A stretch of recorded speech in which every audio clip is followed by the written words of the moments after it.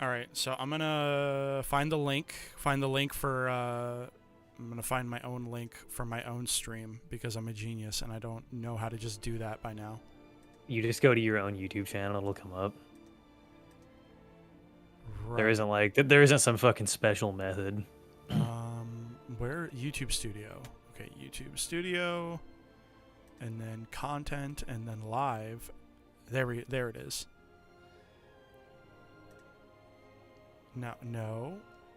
Okay, there we go. I think I found the link. God, I'm so good at this. All right.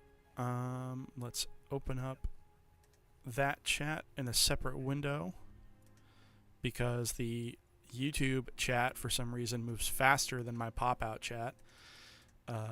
I usually just put the stream on my second monitor and just watch the YouTube chat. It's in an inconvenient spot in YouTube. It doesn't go on the side of the screen like it does in Twitch. Oh yeah, that's annoying then. It used to be on the side. They must have changed their streaming format. All right, so that is it posted there, and now it's time to ping everyone in my loyal audience here.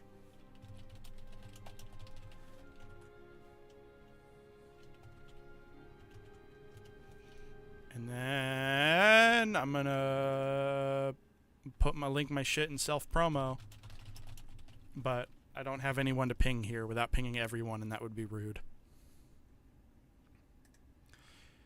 Okay, now if you guys would be willing to listen to me on the actual stream and tell me how I sound on there. Yeah, I'll move over. Oh, wow, hi. Wow, Bailey got in here quick. Bailey, I have a new microphone. I'm gonna need your guys' help to tell me if it sounds good or not, or if I need to adjust levels. How do I sound? Okay, let me jump out of here real fast and open the stream. Okay. I have my buddies Logan and then obviously probably Jacob in the house with me. Hello. This is Logan. This is my So your audio through stream actually sounds really good. Oh, that's good. So I'm going to mute stream here and unmute you on Discord. Oh, okay. I'm glad it sounds good. That's good. I'm really glad because I went back and I listened to my first stream from yesterday, and I have no idea how any of you stuck around. That shit sounded awful.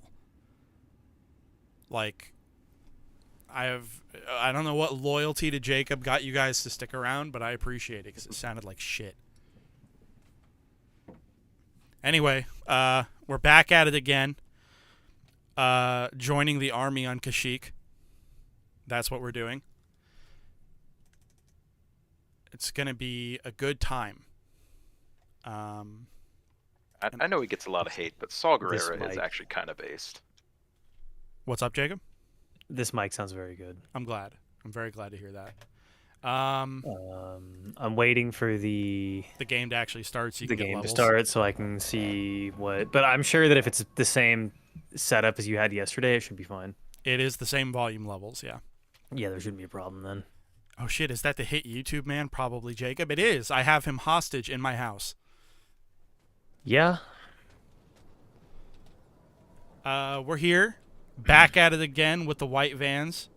I killed an ATST. I murdered the crewman when he came out. I did a war crime.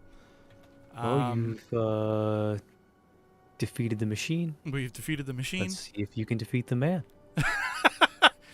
And now we're going to go join the army. It's going to be a good time. We rushed our double-bladed lightsaber really early. Could be worth a trip back. Could be worth a trip back to explore. You know what? It could be worth a trip back to explore. I do remember there being one very distinct stim thing I can go back for and get in a couple of minutes, but we'll save that for later tonight. We're going to do the big exciting thing first.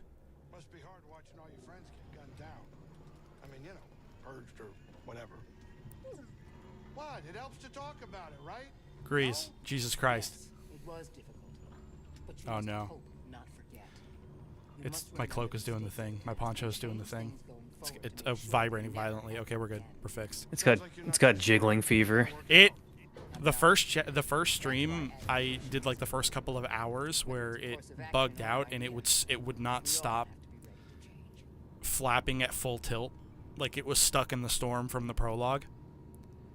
The whole time in Bagano, I went and did that.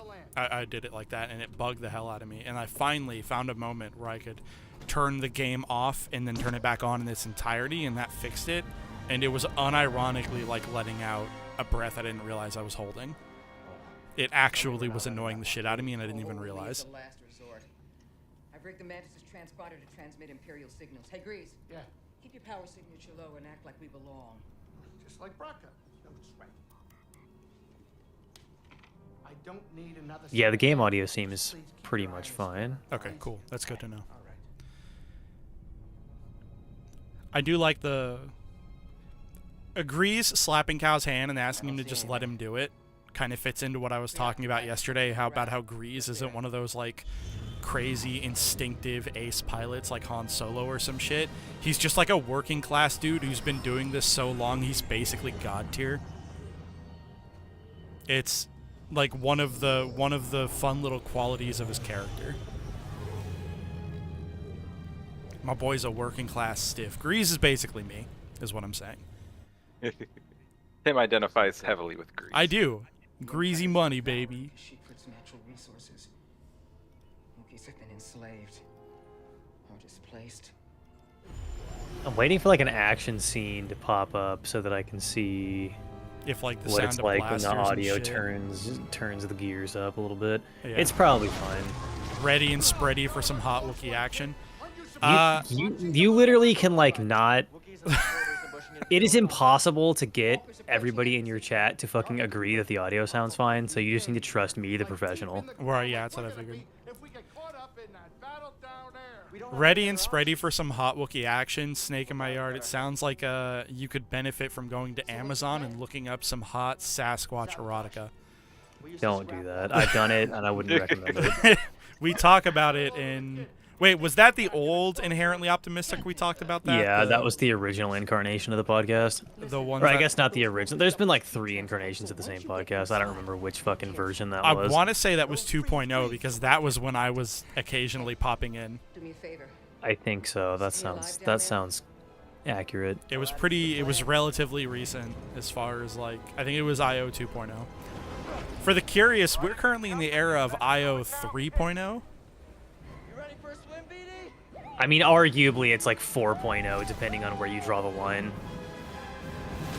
Do you count Kashyyyk as 1.0? Well, okay, because the way I'm doing is that I count Kashyyyk as 1.0, Liv No, as it would've 2.0. been- The original incarnation, it was just me and a bunch of my friends. And then that moved into the era of me, Liv, and Kashyyyk. And then sometime after that, me and Liv rebranded the entire thing to just be the 2 of us. Right, okay. So then we're in 4.0, because I would count Kashyyyk as her own era, and then I mean, that whole chunk, Liv as her own era. that whole like chunk before the second to last rebrand.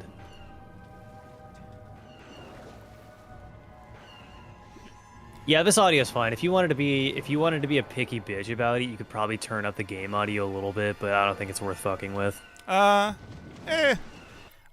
try it out. Why not? You probably turn it up like 5% maybe.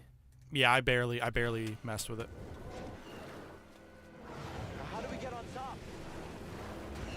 How do we get on top? Asked Cal. Well, Cal, luckily for us, these guys do a horrible job of maintaining their machinery. Which is Also, especially... like, What's up? I said also, like, you're a space wizard. Shut the fuck up. Like, get up there. Yeah, just get up there, kid. Well, I think it's very funny that their equipment is so horribly maintained because these machines are actually kind of new. AT-ATs in the lore are like, have just been pressed into service. Which means you guys got this shiny, massive walker, and you've already got it looking like fucking Gandalf with a green beard over here. I didn't read this as them poorly maintaining their machines. I read this as the plant life on this planet being particularly aggressive. That's a fair way to read it. Kashyyyk plant life is pretty aggressive. There's so many different incarnations of Kashyyyk. It's really crazy because, like, I think one of the first times we visit it is in the first KOTOR. And when you do it in KOTOR 1, they like have it so that you're almost exclusively on the treetops and only in the treetops. Like there's entire cities in the trees. So, for example, if you're looking at a plant that grows as fast as bamboo, which is the fastest growing plant on Earth, you're talking about a rate of growth that is 1.5 inches per hour. That's bananas. Also, Like you can almost watch bamboo grow with like your fucking eyeballs.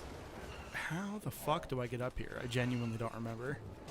Because I'm about to do a full loop around this goddamn thing. We've just done a full loop. All right, I'm dropping out of here because I gotta finish this video. Yep. Do what you gotta do. See you, Jacob. Goodbye, Logan. Favorite was in the Force Unleashed since I got to dunk on the Wookiees. Oh, did you enjoy the prologue playing as Darth Vader? Just picking up Wookiees and tossing them around. That's racist. Shame on you. Do I just climb this one all the way up? Aha. We did it was just a victory lap. That's really what it was. I'm gonna sit here, speed run up to Kashyyyk, no hit Ogdo Bogdo, and then like I'm gonna get on the AT-AT and be like, man, what do I do? How do I climb?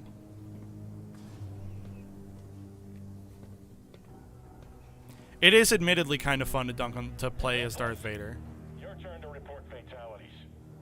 Oh, we're gonna listen to these guys. This is L97240 reporting in. We've got confirmed casualties.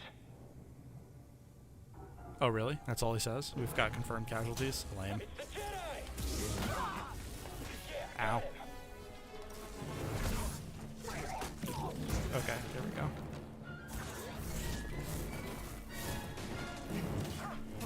Buddy, my guy.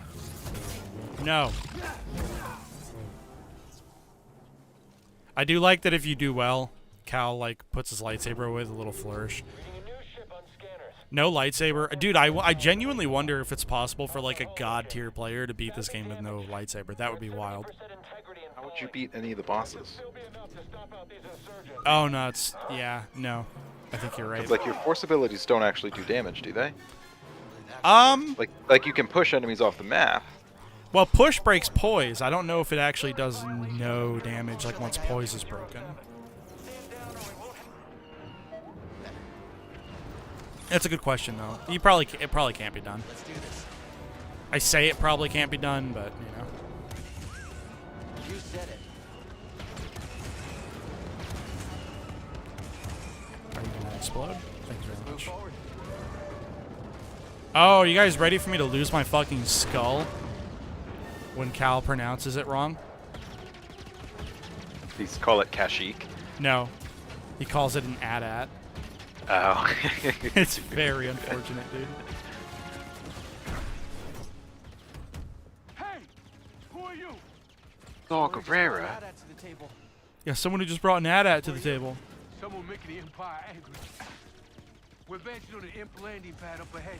With my fire support. Copy that. Let's make them even angrier. Man, they're really... It's really strange. There's not a lot of times where we play as an AT-AT where you're not just on, like, massive rails. Like, I imagine AT-AT guys are like, look, man, we gotta go in one direction. You better know what direction we're going from the get-go. Alright, because turning this thing around is a bitch and a half. We have to protect the guerrilla fighters. Oh, hit that guy. Okay, sure, why not? Oh, Just keep coming. let's get this part done. Oh, there we go. That was a good hit. I think it says a lot for the game's core gameplay loop that the parts where you're on rails are easily the worst parts of the game. It's like so insanely good when it gives you the freedom to just like... It's more of like an exploration game. Well, not even exploration game, but like it can throw you against masses of enemies. But like when you have the freedom to fight those enemies with the toolkit the game gives you, It's headed for us. Can we do anything? like it... Hold on! Like, I don't know. Like, I think it just says a good thing about the game that the rails... Like, when I'm on one of these segments, I'm like, man, I can't wait to Brace yourself, BD. play the game. You know what I mean? Yeah, it just kind of feels like you're sitting in a cutscene, really. Yeah. A Star Wars RTS would probably be pretty fun with all the different vehicles and weapon types. Oh, well, oh boy, Snake. Let me tell you. Have you ever heard of a game called Empire at War? Because if you haven't... Buddy, do I have news for you? Yeah, buddy, do I have news for you. If you've not heard of Empire at War, you absolutely should be checking it out right now. It's a pretty old school game, so it's may not be Let's super... be real, most RTSs are old school at this point. Yeah, it's pretty old school, right? But the modding community is alive and well. And it does have arguably, like very easily arguably, some of the best space battles of any Star Wars video game ever. I mean, does it beat Battlefront 2, the OG? Yeah. Wookiee chieftain named Oh, man. Like, it lets you do, like, RTS tactical space battles in Star Wars, and it's actually, it works insanely well. It's crazy good. A symbol of the Wookiee resistance, striking at the Empire from the Shadowlands. It's definitely worth. Anyone watching or listening to this in the future, if you've not played Empire at War, play it. And definitely check out some of the mods, because it's probably the most modded Star Wars game out there, and for good reason. It's really well beloved. My master gave it to me. This pad supports an Imperial refinery that runs on Wookiee slave labor. This cutscene's not running so hot. Some of the captives there It's had a couple of weird stutters. I should help them. One of them might know how to contact Tarful. It's possible. Oh, wait a minute. Hold on. Wait a minute. The Mantis works wonders. I mean, it's a great ship, excellent pilot, but it is not built for close support. We'll stay here and monitor Imperial transmissions. With a bit of luck, we'll intercept any distress calls. Oh. Appreciate it. My lieutenants and I will scout ahead to prepare the attack. Join us when you're ready. They either got Forrest Whitaker to come back and voice him, or they got an incredibly good sound-alike. Logan, have you've watched Rebels, right? Yeah. Is the guy they have voicing Saw Gerrera, does he sound like Forrest Whitaker? That I wouldn't know off the top of my head. Glad you're all Oh, right. Okay. Good to see you too. This place is a dump. Because Forrest Whitaker played him in Rogue One, right? Now you Yes. want to follow Saul. Yeah. I'm Yeah. going to do a quick IMDb search here. You don't like that idea? I'm concerned you're jumping from one risk to the next. He did voice Saul Guerrera in Fallen Order. Oh, did he? Hell yeah. And also in Why Rebels. didn't you stop me? Honestly, expect you to be streaming the new Lego Star Wars game. Well, Snake. That's what I'm playing right now. Yeah, my buddy Logan's playing that right now. I will be streaming that game eventually. Probably co-oping it with either Logan or Amanda. I'll be hosting it when that happens. I'll keep that in mind. And also because like streaming it, like co-oping it is kind of a pain in the ass for player 2. Very often they have to deal with a substantial amount of lag, which means that if people don't want to remote playing. Yeah, if you remote co-op on the same console. Well, or yeah. PC. That's true. So I might actually, that would be a fun thing to do, would be to stream it with Amanda and I can both talk on the mic. Yeah. That would be kind of cool. So I will be streaming it eventually, probably with somebody else. When you want to go, let me know. I'll be right here. But if Amanda doesn't feel like it, then I'll definitely be doing it by myself either way. The reason I'm playing Fallen Order right now instead of Lego Star Wars is because, if I'm going to be honest with you, I just like Fallen Order more. Should I be worried about the bounties? Like, no offense to Lego Star Wars, it's an excellent game, excellently made. I've enjoyed the hell out of playing it. I just like Fallen Order more. I think Fallen Order is probably one of my... It's in, like, my easy top 10 best games, like, of all time. I know it's probably a hot take, but... It's definitely my favorite Souls-like. Pretty good. Yeah, I would agree with that right there. But that's just because I don't like Souls games. Yeah. Well, I mean, yeah, no, I talked about this last time on the last stream. It's my brain's just shaped differently for it. My brain is shaped very specifically for the Souls games that let me do like parries and shit like that. Like I'm good at Sekiro. I'll stream Sekiro eventually.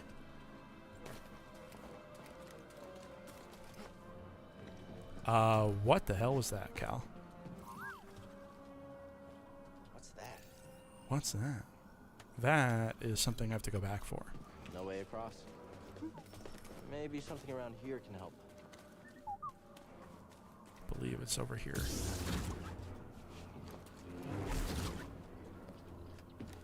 Look, a workbench. Look, a workbench. And a very not at all ominous big patch of web and a dead stormtrooper.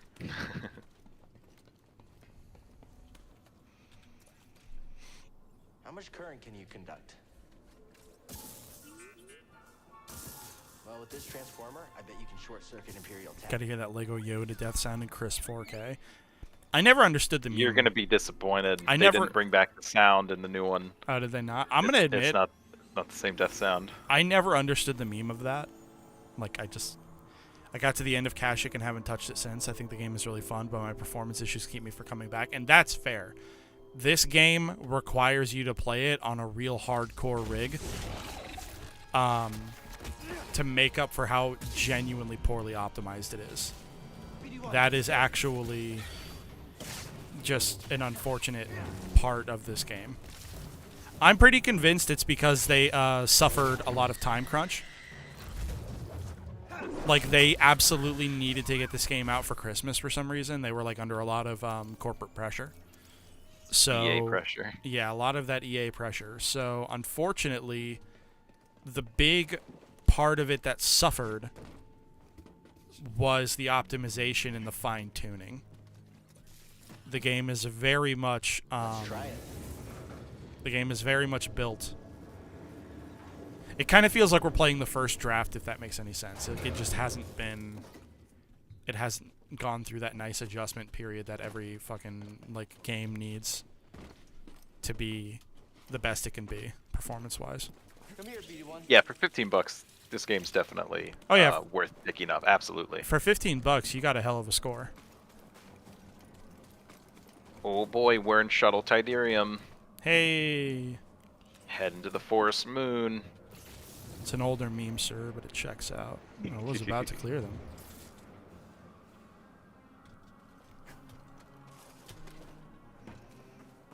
I like Piet, actually. I like him because it was actually kind of a neat thing to have us basically following an Imperial officer serving under Darth Vader for multiple movies. What the fuck was that, game?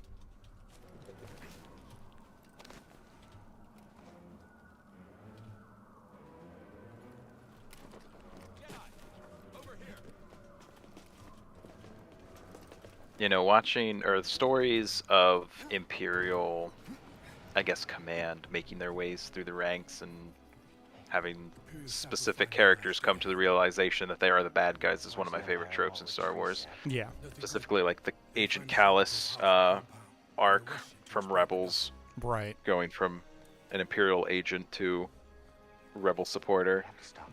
Spoiler alert. Spoiler alert for the 5-year-old show. Yeah, exactly. Same thing throughout, like, the Thrawn book. There's a lot of good, like... Are you talking about the new Thrawn book? Yeah, the new ones that they made, not in tandem with the Rebel shows, but, like, they came out around the same time, and then Thrawn made the appearance in Rebels. That was, like, the big wow moment. Right. Okay. Yeah. But you see Thrawn make his way through the ranks starting from an Imperial cadet, and then also the one other character from Rebels makes an appearance in the book too. Okay.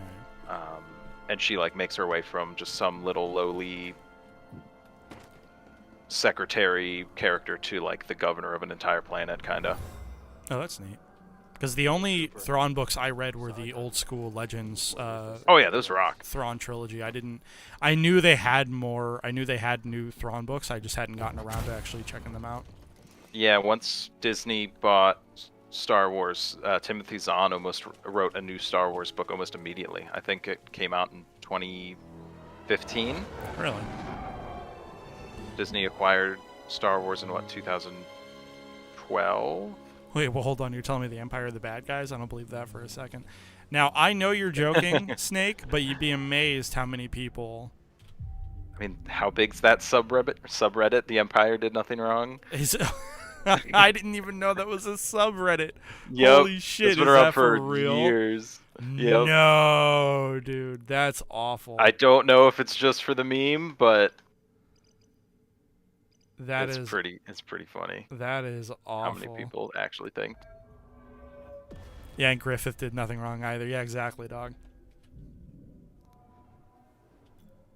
I want to say that's an old reference, but like now that Elden Ring is, and now that Mira's death and Elden Ring have both together, kind of brought Berserk back to the forefront of the zeitgeist. Like I do kind of miss the days a little bit when knowing what Berserk was like old nerd cred.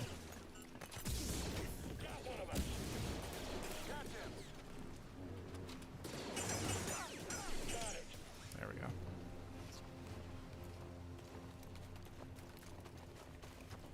So cool. One of the coolest concept arts I've ever seen was a concept art where it was Berserk, but the Black Swordsman wasn't Guts, it was Casca. And instead of having one massive sword, she kept like a brace of multiple swords on her back, and she'd like stick a whole bunch of them in a demon and just like keep pulling out more swords. It was really cool. It was a really cool like concept. The unfortunate thing about that piece of concept art is that it wasn't drawn by Mura. It was drawn by a porn artist called Schindel. So. You won't be routed. Get the Jedi. I can't keep track of him. For the record, people watching who are going to be critical of gameplay, I did know about that Scout Trooper hiding behind the corner. I just unironically elected not to do anything about him.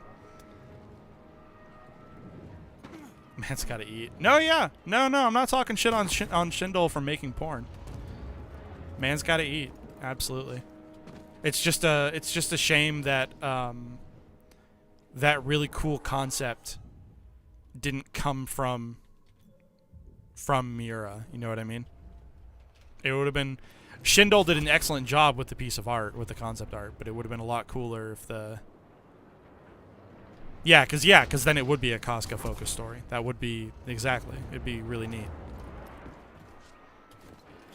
That also implies that in the very awful scene, it would have been... The Griffith would have been doing the deed to Guts and not Casca, which would have been a very brave choice.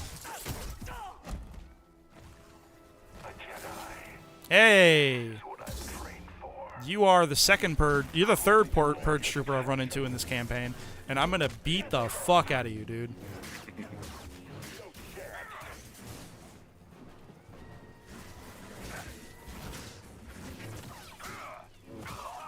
Aha! Lame. Also, it would have been fitting. It would have been fitting. It would have actually. It would have fit really well. It would have been a... We all know Griffith wants to fuck Guts. Yeah, dude. It would have been fitting, but it would have been very brave of Mur to do, because you got to keep in mind that, like, the world, especially at the time that was... I mean, the world still... We seem to be going through something of a homophobic bend recently again. But the world back then was even more homophobic than it is today. So, like, that would have been a very brave choice for Mira to do that and have the story turn out that way. It also probably would have been a really dark sort of, like, thing that might have kind of fed into the whole, like, the gays are rapists, which that would have been bad, but, you know. Oh, no. Oh, Jesus Christ. That flamethrower almost got my ass. Holy shit. That was very close.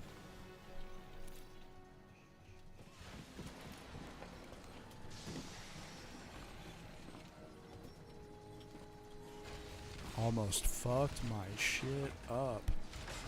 You sure you want to plug into this thing? Okay. Oh, shortcut. That's why you wanted to move this thing. Yeah, that's definitely why BD1 wanted to move it, Cal. Yeah, Berserk would have probably ended there, but at least it would have ended with a bang. Yeah. Aha. That's very funny, by the way. Oh, I know this. I remember this section.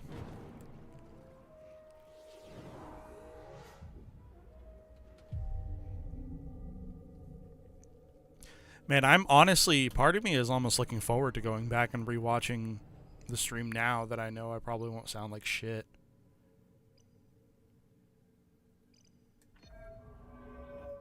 I'll take my comedy award. Yeah. No, I mean, every now and again we need a good pun to remind us how bad things could be.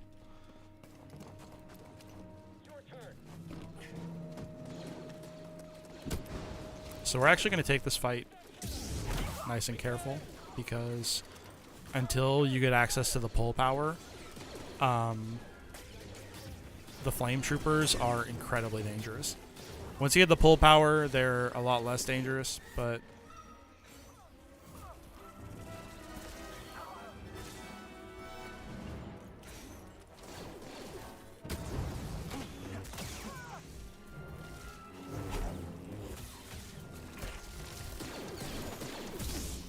oh, wow. Oh. Auto target almost fucked me there. Cal, what are you doing? Oh, we got T-poses! We got T-poses, boys! Oh. Oh, wow. Does pushing not work on them? Pushing does work on them, but pulling is more consistent. Because if you push a guy, you may not have the time or the spacing available to go actually kill him. In which case, like, because if you push him into allies, you're not going to be able to. You're not going to have a great chance to go and kill him again. Yeah, that dude is still T-posing. It's crazy. Oh, I think his corpse went away. But like pulling a flame trooper is always better, because if you push him into reinforcements by accident, then like all you did was waste force, and you have a flame trooper who's reinforced. It's lame. Patrol the base. Got another breach down here. Some kind of webbing. Hey, who's that? Who's that? Ah. Okay, we're gonna kill the super special spider now. Super secret special spider? Yeah, the albino Y-Shock. Actually, to be honest, when I started this, I actually unironically should have probably given like an arachnophobia warning written in the description, so that's my bad, people. Okay, the timing on there was apparently bad.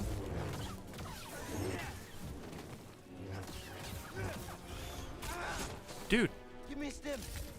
what is with the timing on these parries?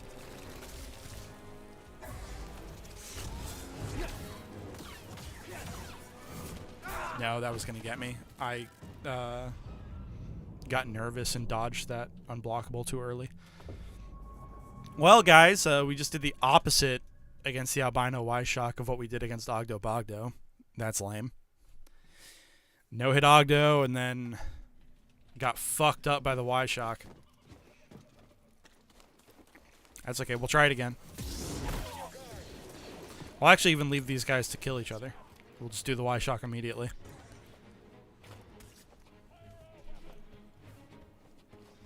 That's okay. We'll take care of it. I will not let this monster become a speed bump. I'm confident enough in my ability to play this game that I don't think I'm going to let any individual enemy speed bump me. The closest we're gonna have to speed bumping here is I need help. the closest I think we're gonna have to speed bumping is if I absolutely insist on no hitting the ninth sister, and then like I let her hit me, and I'm like, no, I have to try it again. Wow, what? Or I could talk shit and get hit. Lame. Tim, what are you doing, my man?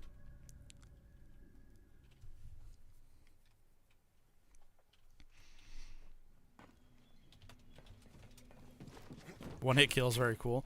I mean, to be fair, I'm actively avoiding pumping my vitality. What? I hit the explosive barrel and died. Oh my god.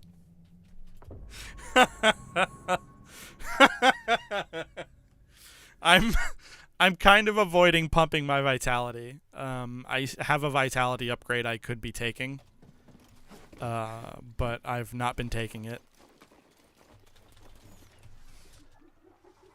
which is realistically my own choice and my own fault. During the first stream, I said I was going to end up pumping vitality stuff last because I'm confident enough in my skill in the game that I don't need a big health bar, which I still believe. Or that dude, what is okay? What? What?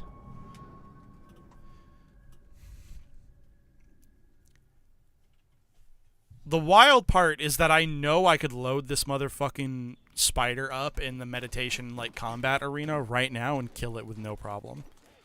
So the fact that it's killing me in the campaign run is actually bugging the hell out of me a little bit. That's what I get for talking mad shit.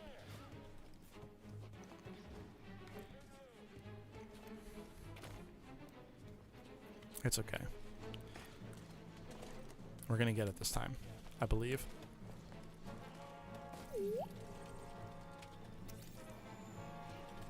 Is it gonna spawn? What's this? Is it gonna spawn? It spawns when you step in the middle. Very annoying.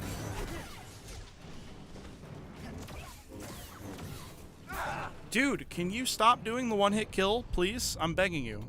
It literally is doing it like twice in a row. Okay.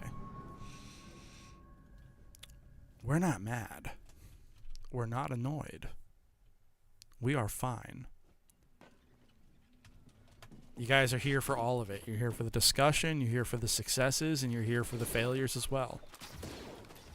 We're bound to have failures. But that's fine. We will get through it. Together. Cool as a cucumber, yes indeed. What do they call cucumbers in Star Wars? Something weird and fancy, I bet.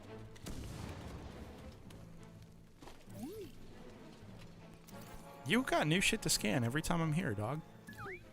Nice job. This bitch. Lion, the Witch, and the Audacity. Oh, wow, I like dodged it reflexively because I'm used to the one-shots.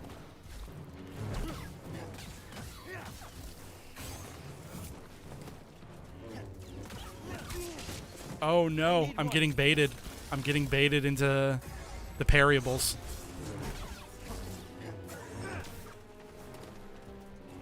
Don't get hit, 5-head. Yeah, I'm actually unironically making mistakes. I'm like so amped up and trying to like burst him down that I'm cuz he's got parryable follow-ups like that. There we go. He's got parryable follow-ups that I was letting myself get fucking hit by cuz I'm an idiot. Doing okay, BD1? You don't want to scan him, BD? Oh no, the tactical guide does it automatically. Okay. Well, we got that done. Little bit embarrassing. Stun locked us for a bit. But we got him. Oh, hi, guy.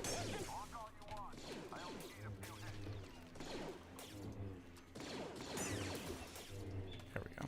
Got that one. Yeah, final boss down. Let's go. Exactly. Final boss. Let's go.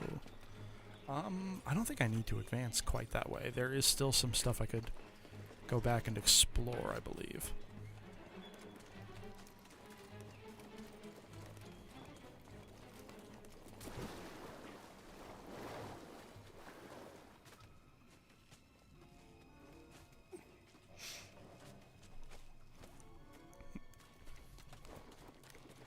Yeah, no, I didn't expect that one to keep us stuck for as long as it did, actually. I'm not gonna lie. That genuinely surprised me, that kept us stuck for as long as it did.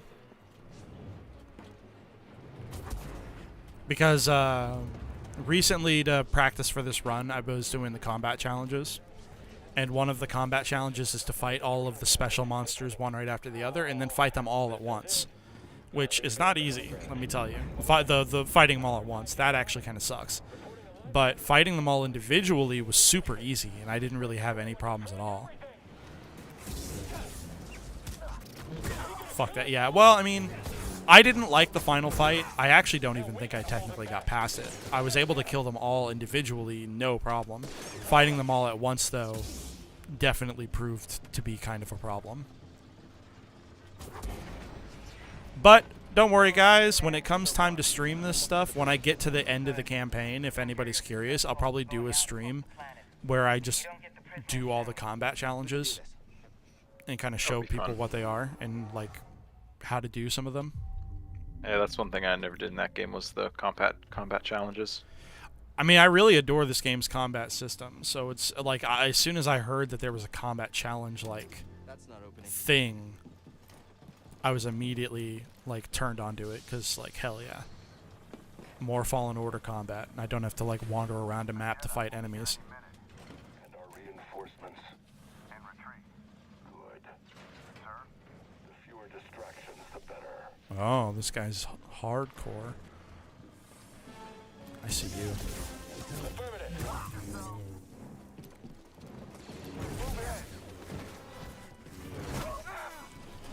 Oh, whoa, whoa.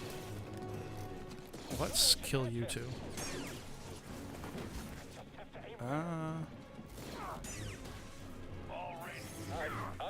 Ooh, that was a good evade.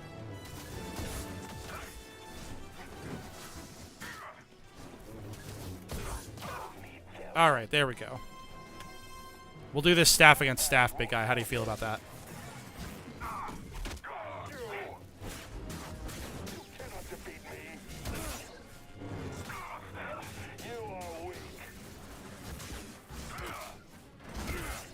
These guys are super easy. You can pressure them a lot. You pressure that dude, and he kind of collapses a little bit.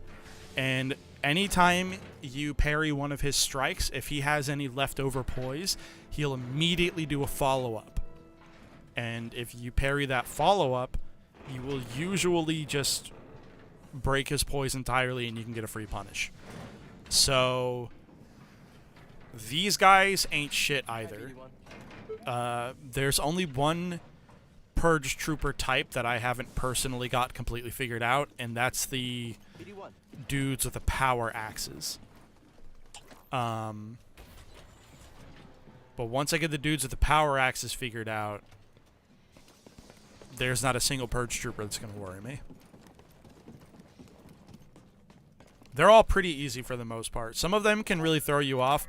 Like the commander, the guy with the blaster, tends to throw people for a loop. Which, like, you know, makes sense. Because a character who's good with a blaster in a lightsaber game is going to throw players for a loop. But there's a couple of tricks to keep in mind to kill that guy super easy, no problem. There's also a couple things you can do wrong that he'll punish you for. Because you can pull and immediately kill most blaster enemies in the game, and if you do it to him, if you pull him towards you to get the instant kill shot, he'll fucking, while he's flying towards you, he'll like do a Superman pose and shoot you in the face with his gun.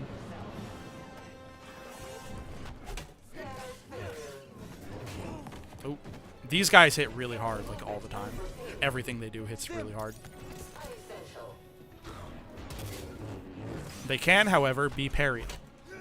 Don't let the fact that they're using their fists make you think otherwise. Obviously, those grapple attacks and that shoulder charge can't be blocked or parried, but all of their other strikes can be. Like so. Nice job. This is kind of cool because this dude shows up as like a boss fight and you think he's a boss, but then once you kill this guy, you start finding this droid just kind of scattered around other instances of like enemies, which is kind of neat.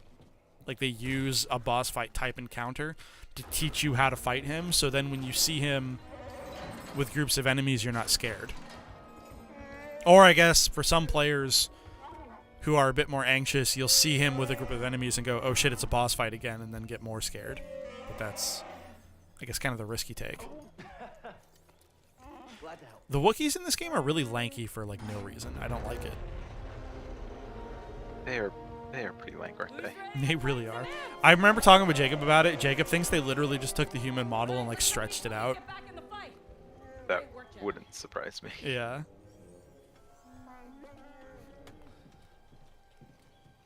Saw us waiting up ahead.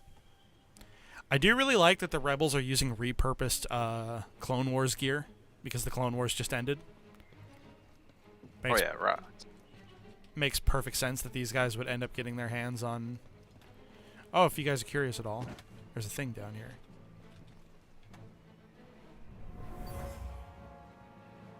This Wookiee died from toxic fumes. The Empire is poisoning the planet. The Empire's poisoning the planet.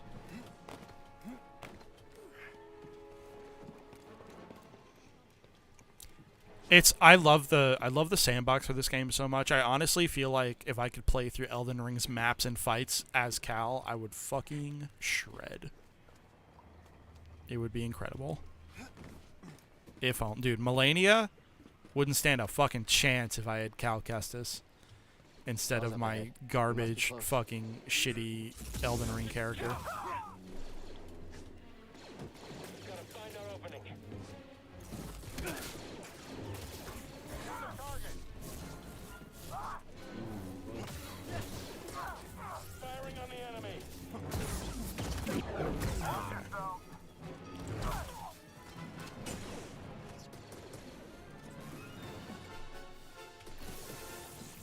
That.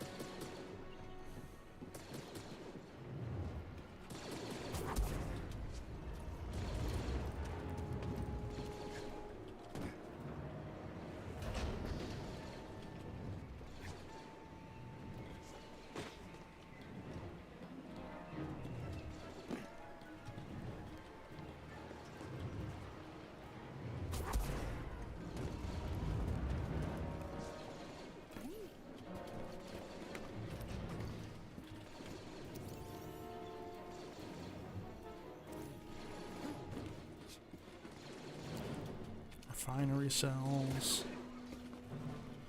They really do go out of their way to make the Imperial architecture as like horrible looking as humanly possible, don't they? Gotta get them out of there.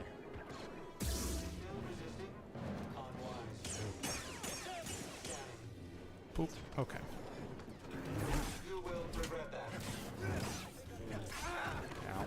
I thought I had the guard up in time, but I was wrong. How the fuck? That's not an unblockable attack. I genuinely don't know what happened there.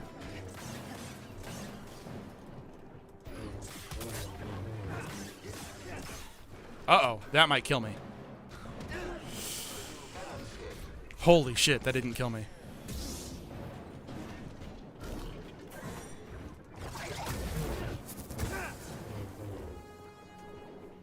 Got caught by that grab move and just immediately regretted it. I was like, oh man, I'm about to get WWE'd. It was bad for a second, dude.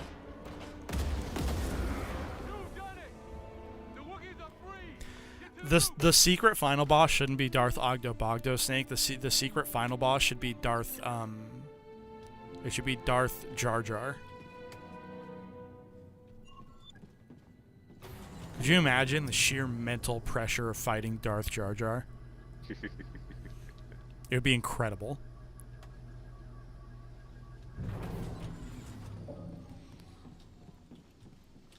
Darth Jar Jar shows up and just goes, "Yusa guy's bomb pad." And you're like, oh no. Yusa in big doo-doo now. Yusa in big doo-doo this time. Gotta jolt this thing. That would be cool. It would be very cool. The very cool part about it would also be that I'm pretty sure Darth Jar Jar is not at all confirmed. I'm pretty sure no, not to the this slightest. day, Darth Jar Jar is literally just a silly fan theory. So imagine, dude, if they were like, no, we're going to do Darth Jar Jar. You still need to join me on the dark side. All right, now we're gonna buff vitality again. We're gonna give in, because like I don't care about this, because it increases the distance that I can use the dash strike, but I don't ever use the dash strike. It's lame. I don't care. This one and this one both take 2 skill points, and I have the patience. Dash strike isn't lame. I'm sure there's people who are better than me at the game who like it a lot, but I don't use it for better or worse. Uh-oh, what's that? That's a phone noise. That is my fucking... That's my work shift. Oh, hi, sweetie. Hello, I'd like to use Thank you. You're welcome.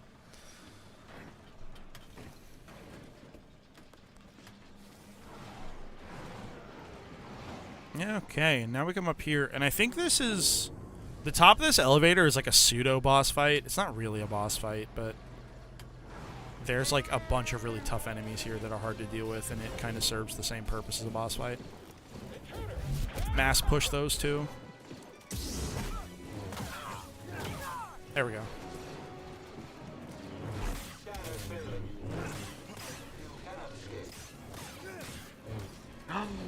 Wicked gets a bow and arrow. That's fucking awesome.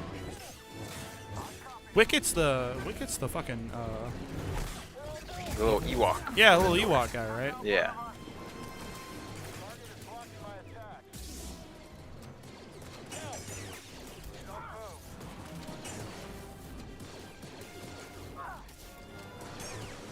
He's crippled our range support. Someone? Anyone? Help? I really like the dialogue the stormtroopers do when they're like by themselves. I feel really bad for them. Jedi! We don't have the firepower to breach its hull. We're on it. Oh, there it is. For a second I was really confused. I was like, where's the goddamn ATST? I know there is one.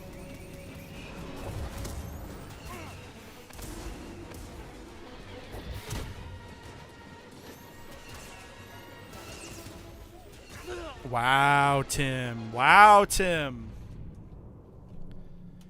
So what happened there was that I let the block go so I can try and get a parry instead of just holding the block and deflecting them. Because you can deflect them, or if you let your block go and try to block it again just in time, you can get a deflect.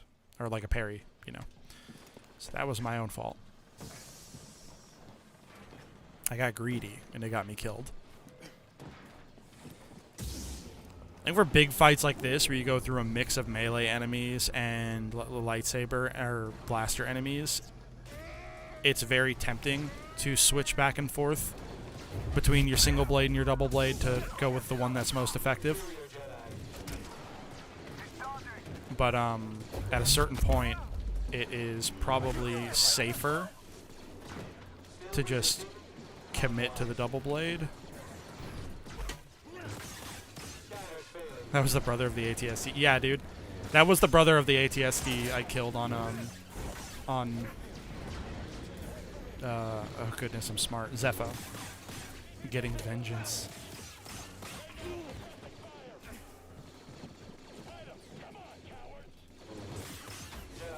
Wow. Wow, Tim. Tim. Apparently you don't get the auto kill animation if he is... Oh, no. Okay, let's... Okay, then.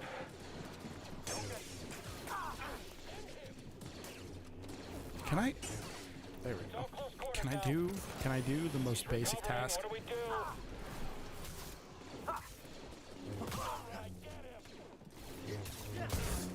There we go. Now, double blade, because we know we're going to be dealing with an ATST next.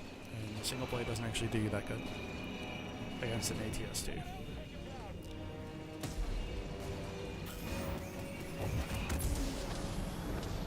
Anytime it deploys grenades like that or fires a missile at you, you can force push those straight back into it. For the record.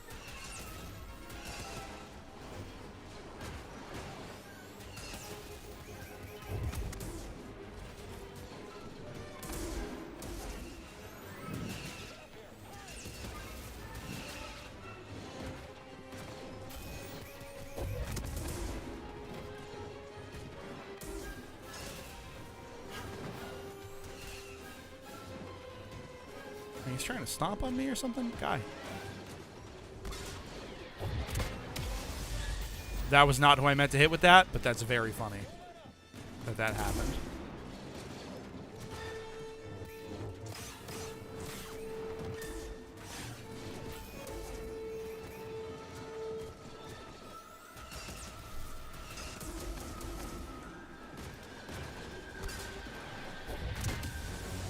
There we go.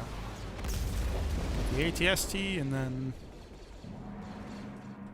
Oh, that guy doesn't come out. I was ready for him, dude. I was ready for him. You wanted vengeance, and I was like, all right, buddy. Here's your chance. There we go. Took us 2 tries to do that last fight, which is kind of embarrassing, but that's fine. We got through it. We got through it together. Everyone! Everyone! My name is Saw Gerrera, and I'm about to commit a lot of war crimes. It's like my whole deal for some reason. Like, in Star Wars, which is a setting notorious for ignoring war crimes, is going to get really mad at me about it. Still burns. Hope still burns. If I saw a guy casually deflecting lasers into the faces of my friends and killing them instantly, I'd probably surrender. So good on these guys to keep fighting. Yeah, I mean, I think at this point in the history, this point in the setting, most Stormtrooper legions are still clones that are like just fighting under a different flag now. And clones don't really like do the whole surrender thing. They just they just don't, for better or worse. These stories are playing out all over the galaxy. My partisans could use a Jedi. I don't think at this time most stormtroopers are clones. I'm pretty sure clones were decommissioned. Well, we're 5 years into the Empire. It's pretty early. Were they all commissioned? Were they decommissioned at this point? I'm pretty sure they were decommissioned by this point. I know that the 501st is still clones at this point, but the 501st yeah, the is kind of 501st special. became Vader's personal legion for a little bit. What were they called? Like the first Legion or something like that. Yeah. And stayed in commission a little longer than the rest of the clones, but Do you think he's still alive? Wish they would have general troops started getting hired, quote unquote hired. Well, I think the word you want is enlisted. Enlisted, yeah.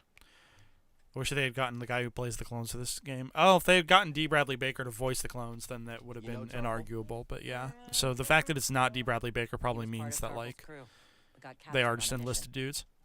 Yeah. Also, they probably know that clones massacre the Jedi and so underrate them. Probably. That's actually a good point, Naomi. They probably are like, yeah, clones got him. We can get him. That's all I can ask. Thank you. Good to have you on our side. Okay, so where am I actually going? I did not pay attention.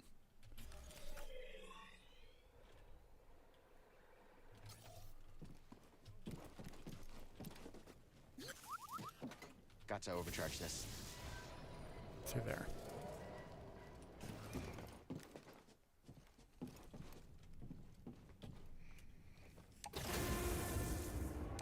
I've been monitoring Imperial communications, and Oh, I don't know why I hit that button. Project Augur has been reactivated. The Empire may be close to finding another Zeppo tomb. Looks like we still have work to do. You think Saw and the others will be okay? Always looking on the bright side, huh? That door doesn't activate. Oh, the door does activate. Thanks. For everything. Aw, you're so cute. Cute little guy.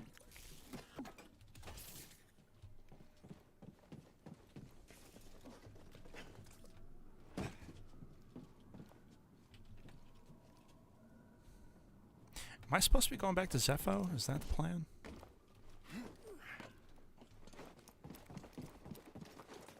I think I'm supposed to be going back to Zepho. Man, I really should have been paying attention. It's something I give Jacob a ton of shit for all the time. Hey, Seer. Cal, good to see you back in one piece. Mari Kosan contacted us. We know you couldn't find Tarful. I love risking our lives for nothing. It's fantastic. It wasn't for nothing. Mari and Choysyk will come through. I like your optimism. We could all use a little of that now and then. Hey, I'm a positive guy, too. I'm positive that if I die, I'll be very upset. You did good, Cal. We might not have found Tarful yet, but you saved lives. Wonder how long Tarful's been basically king of the fucking planet. Thanks. Let's talk later, Cal. I'm busy. I gotta figure out what to cook next. I gotta figure out what to cook next. Paying attention to nerds and anyone who plays Star Wars video games is definitely not a nerd. Absolutely not. Pick anywhere except Dathomir. Hate that place. Pick anywhere except Dathomir. So what we're going to do is we're going to go back to Bogano real quick because I know there's at least one secret that I'm pretty sure I can get done.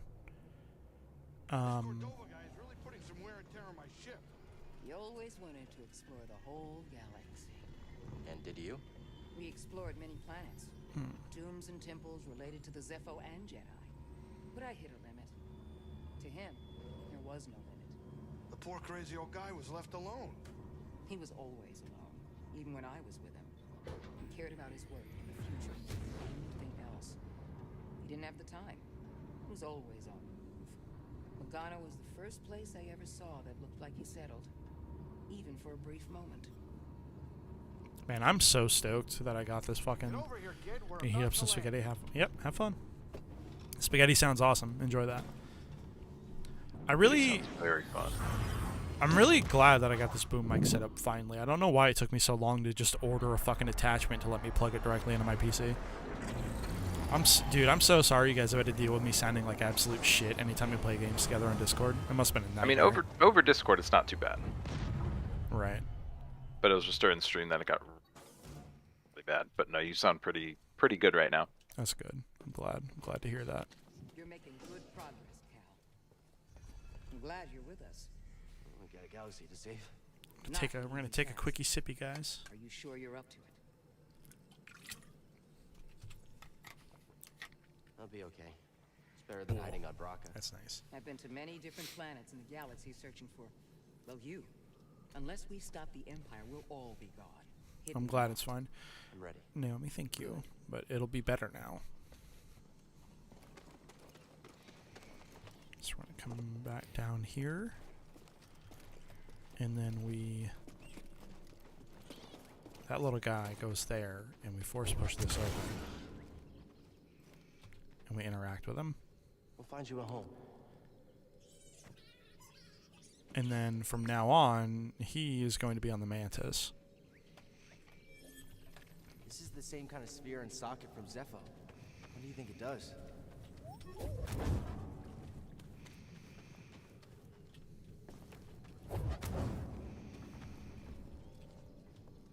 And you have to line up the push just right so that it, like,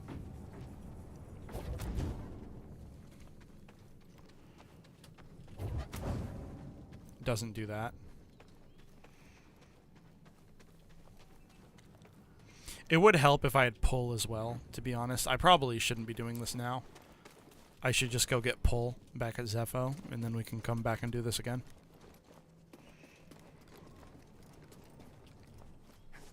Because I think the only two powers I need left are pull and double jump. And once you have pull and double jump, and then I believe advanced... There's pull, there's double jump, there's the advanced climb you get from Dathomir. Too quiet. And Not a fan of then... nature, Grease? Only behind glass. Otherwise, nature's not a fan of me. I mean, I may have 4 arms, but if you haven't noticed, I'm basically bite-sized for most deadly creatures. And then there is, Hey, kid. Nice one on the seed collecting. But the terrarium's still got plenty of room. Man, So, you know, get out there and get me some seeds. Yeah, you got it, Grease. Sure, Grease. Whatever you say. But, Ready to go? There's the like reverse zip line, if I remember right, the one that lets you go up zip lines. And I think that's it. Reverse zip line, double jump, pull. I think those are the only things I'm really missing to be able to explore every planet on every map. Heard about a high-stakes game from one of Saw's fighters. A few extra credits couldn't hurt, you know? Gambling. Grease, use your head. One of these days, the Haxian brood is going to catch up with you. Ha! Those slubs? I'll hear them coming from a parsec away. Haxian brood fights kind of kick ass, by the way. Causing us more trouble with murderous criminal syndicates. You're right. I know it. I just want to blow off some stress every once in a while, you know? Anyway, all of that is... I don't know how Grease can say that gambling blows off stress. I don't know about you guys, but for me, gambling raises stress. It really does. Like, I don't know how you could have a relaxing time gambling. Even if you're like gambling with money that like you know you can afford to lose. That would still just be like insane to me.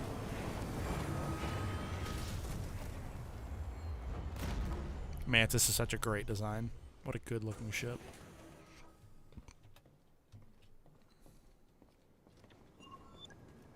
There's a long journey ahead of us. These ancient tombs didn't survive all this time because they were easy to find. It's a challenge I'm willing to take. I can see that. I'm glad you believe in what we're trying to accomplish. I always have. Ever since I was a youngling, I trusted in the Force. Those names on the list, they're a test. And I believe I will succeed. I like your confidence. Look at you go, A Cal. journey like this one can challenge you in ways you've never been before. I understand. I think I'm ready.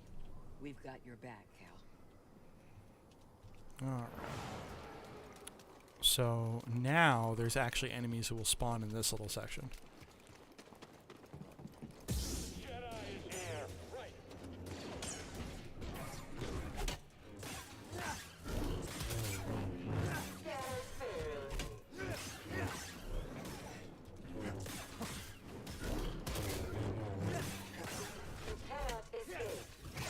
Aha!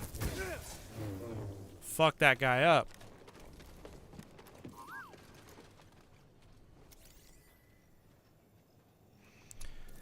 So have you seen or done anything new lately? What do you mean by that?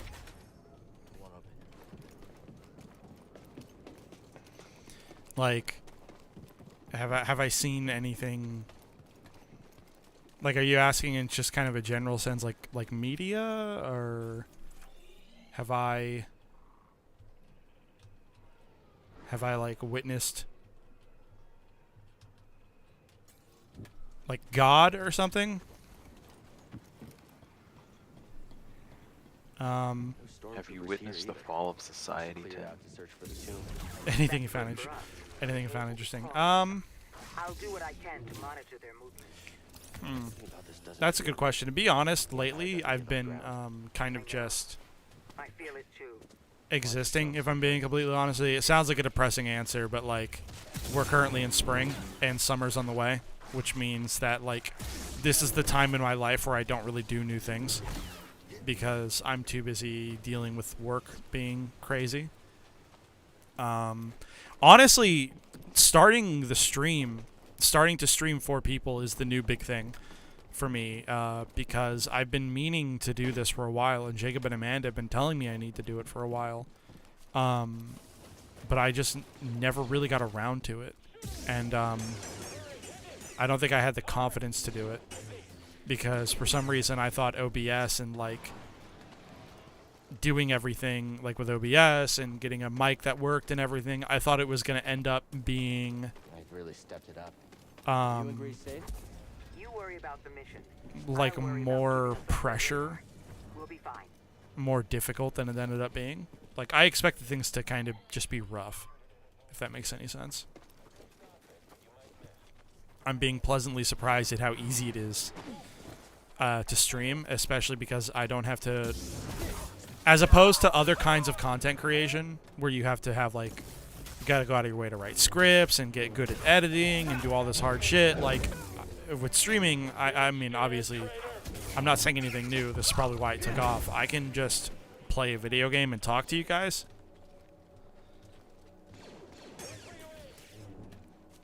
It's actually crazy how much easier it is than I thought it would be. Like, I've very clearly been procrastinating for no reason. And I'm actually kind of annoyed at myself for having it take that long. I like putting off a college assignment till the very last day, only to realize it took 10 minutes. Yeah, yeah, really similar, actually.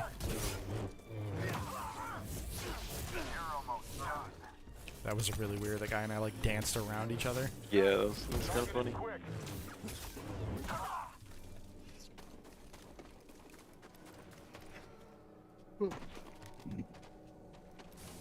But yeah, I guess that would be my big advice to anybody who's wondering how this whole streaming thing goes. Just do it. Don't be afraid to just do it. You'll be fucking amazed at how...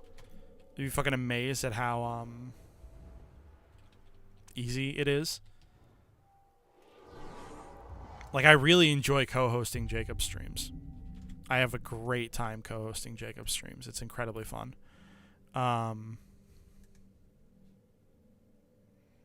It's wild. I'm very excited for this coming weekend.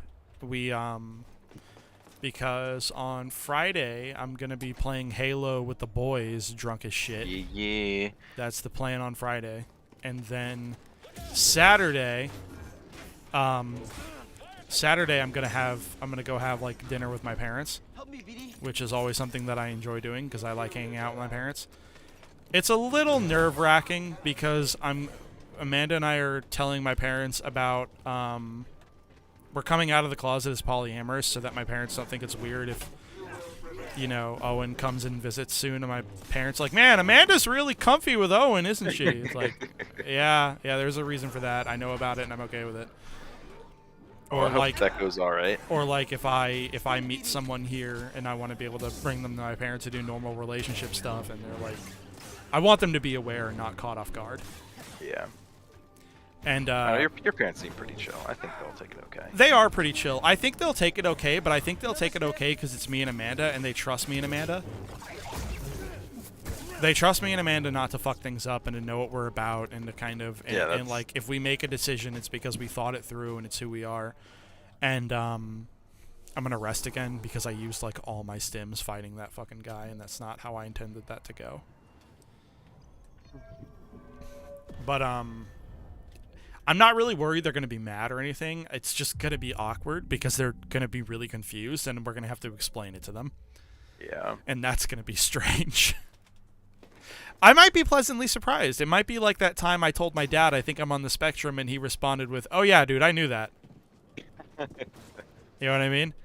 Because that was a very pleasant surprise. I was expecting to have a very awkward conversation where I have to explain to my dad what autism is and why I think I'm probably a little bit autistic, but instead my dad was like, oh yeah, you didn't know? Which was like the mental health version, I guess, of when kids talk about how, when people talk about how they come out of the closet to their family, and their family is like, yeah, dog, we knew. We were just waiting for you to find out on your own. Yeah, exactly. Yeah. Which, like, I'm kind of hoping that the polyamory thing is kind of similar, where it's like, yeah, Amanda and I are polyamorous. We got a lot of love to give. My parents are just like, weird, but okay. Kids these days. Yeah. If we're lucky, that's about how that conversation will go. It'll just be kids these days. And then on Sunday, actually Sunday is going to be a big treat for you guys because we have a friend, Jonah, who's going to be stopping by, and we're going to be recording another episode of Inherently Optimistic with Jonah. And we're very excited because Jonah is fucking precious and incredibly funny, and you guys are going to love him.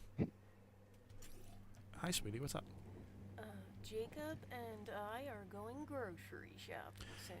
Have fun. And, I'm not mad, but you didn't tell me we were doing that this weekend with your parents. I told you that we were going to be seeing them. I know you didn't tell me we were coming out, but... It was your idea to do it. Yeah, but would have liked, like, hey, should we do it now, you know? Well, Cool, we're doing it. I volunteered us, dog. After all the crazy things You know we've what? done, you know It's your parents, and I support you. We're gonna rip this Band-Aid off. It'll be fine. For the record, my mom, her reaction was basically, it's weird, but I trust you. That's kind of how I'm hoping Mom and Dad handle it. Is they're just like, all right, weird, but okay. Yeah, my dad doesn't know, but that's because my dad is psychologically damaged by a Mormon upbringing. Yeah, your dad's like mentally 6 years old. They don't watch the stream. I don't have to worry about him hearing that, do I? No. Man. Hey, Tim. Hey, Tim. Hi, Braddock. What up? What up, dog? Thanks for letting me guest on your stream. Yeah, for like 3 minutes. All right, you guys have fun.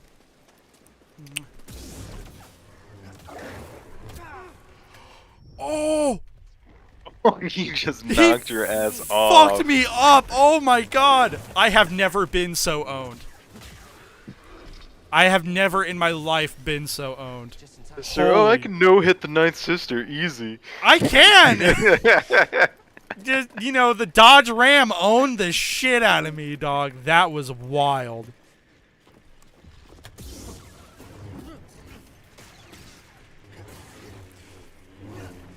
Well, yeah, lightsaber bosses I feel fine. Fucking wildlife, though. The eternal Star Wars struggle when the wildlife just fucking destroys you. God, that was wild. That goat did end my career, dude. I need to stop right now. It ended me so early. I have only just begun, and the goat was like, no. None of this. Goat straight up just said, take a seat. Yeah, take a seat, you bitch. That is actually really good cooperation between those AI. I have to block and deflect that fucking stream of blaster fire. So that guy takes his time and just lines up a fucking unblockable attack. That was really clever. That was really good work by the AI, unironically. Yeah, dude, that I'm gonna blame my spouse for that one. Amanda had me distracted, and then that goat just fucking obliterated me. It banished me to the Shadow Realm.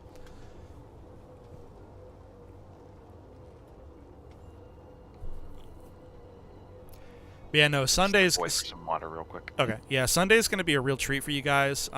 Jonah's hilarious. Jonah's great. I'm telling Amanda. Yeah, dude. That goat fucking... Yeah, fine. Well, I don't know if Amanda's going to come back and watch these. Amanda will probably see it happen. Amanda will just see me blame them for it, dude. If you are, sweeties, that was your fault. That's fine, though. I forgive you. And that's what really matters.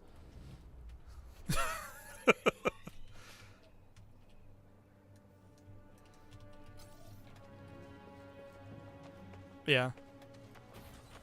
No, I blame them, but I forgive them. That's what really matters.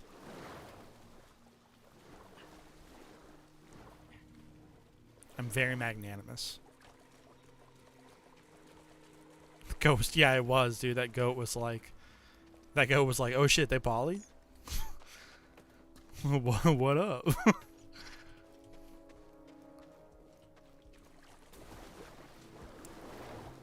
Which, like, by the way, goat, that's not how you do it.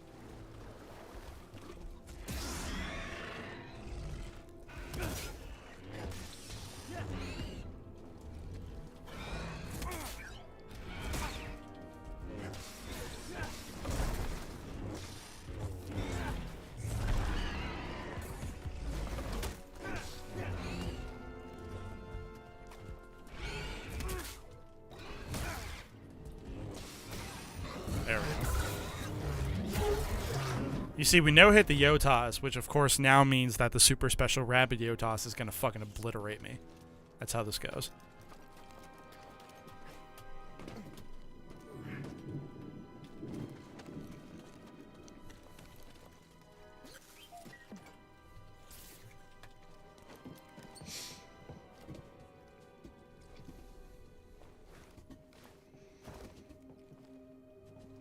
These sections are always kind of weird, where you like crawl through stuff. I know it's really cool from like a lore perspective, but I wonder if it's like intentionally meant to be like a weird sort of like loading screen. Is it like hiding a little loading screen?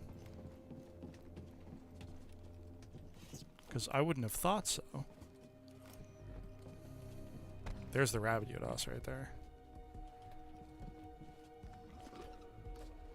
Alright guys, let's see if I can do it.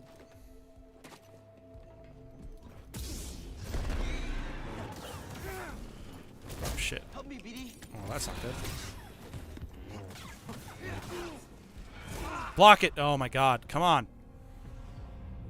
The Force has similar parts that it uses as loading zones. Yeah, no hit. Yeah, definitely no hit. Snake, I appreciate the effort. I appreciate the thought, dog. But I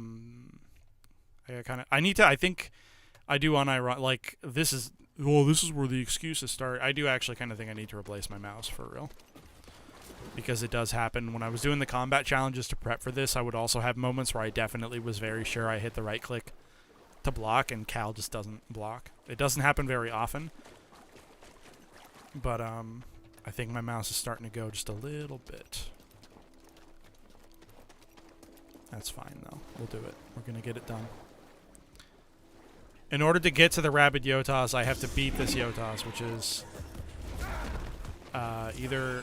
Okay, or you can just do unblockable attack after unblockable.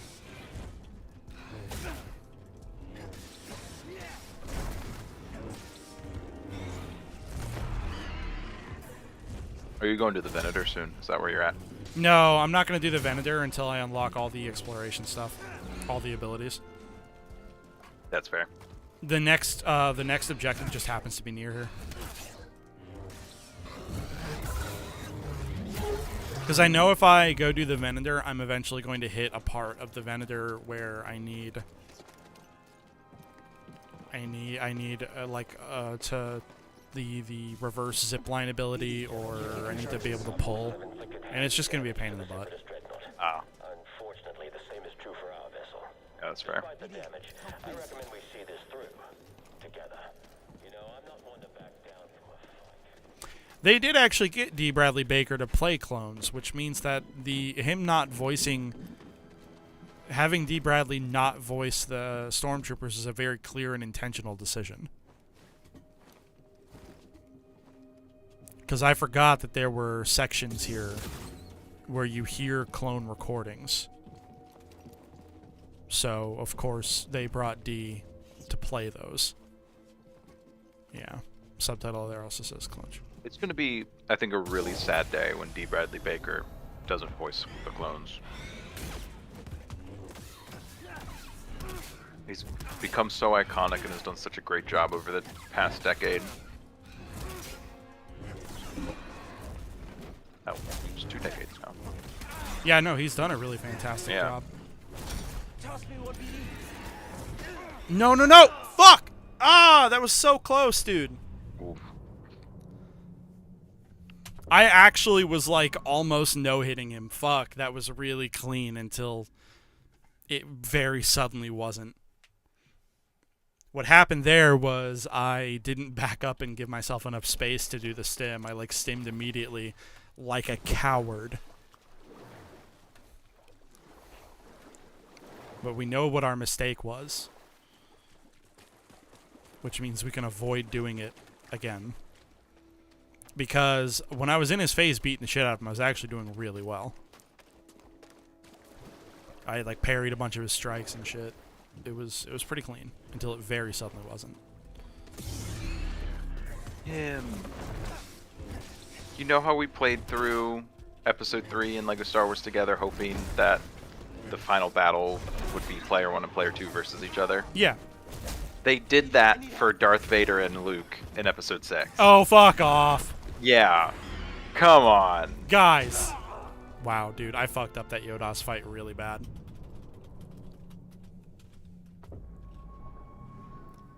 That is gnarly that they would fucking switch it up like that. And yeah. Then, like, because I'll admit, Player 2's portion of, like, the Anakin versus Obi-Wan fight fucking sucks. where you're playing yeah, as it R2D2 made and no C3PO, sense. and you're just like wandering around solving occasional puzzles. Tim, you got to do it hitless. You're getting Cal addicted to opioids. No! Fuck. You're right. This poor kid is suffering, and it's my fault. We got to get this kid a detox, dog. I got to be better.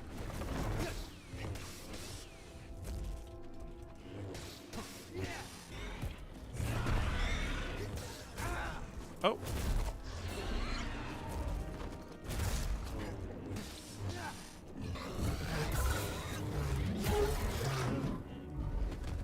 Okay. And now we come back over here to do the big Yodas, the rabid Yodas.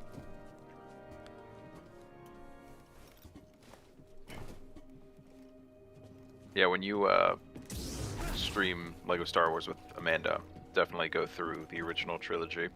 Okay. This last level, it will be 100% worth it.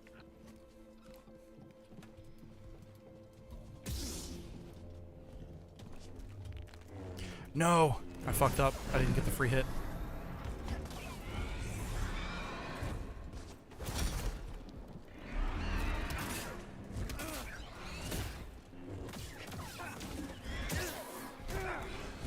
Okay, well, I thought I parried the first one, but I didn't. And if you block his attacks instead of parrying them, it fucking destroys your poise. Which means that my parries actually unironically need to be perfect. That's okay. We'll do it.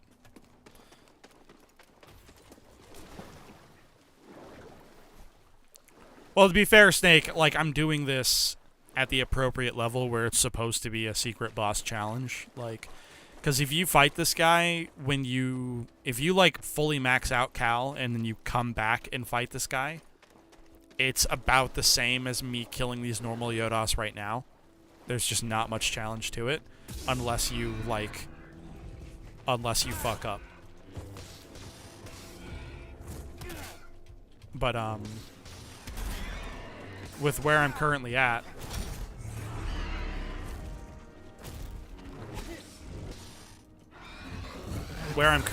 as far as Cal's upgrades go, I kind of have to be perfect fighting the Rabid Yodas. So he actually does feel like a normal, like he does feel like a secret boss. It feels like Sephiroth or something in Kingdom Hearts. Like, you're supposed to be perfect.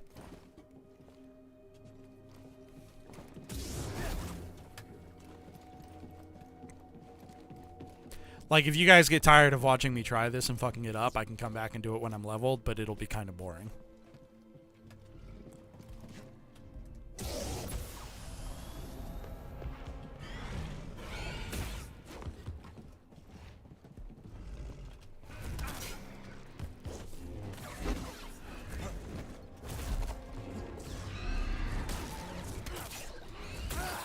Yeah, you see that?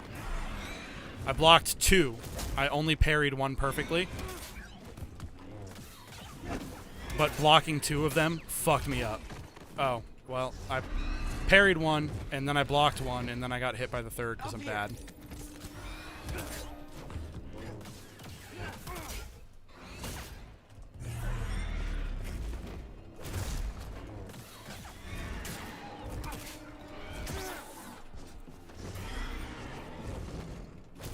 Ooh, ooh. This boy's aggressive. Help, BD.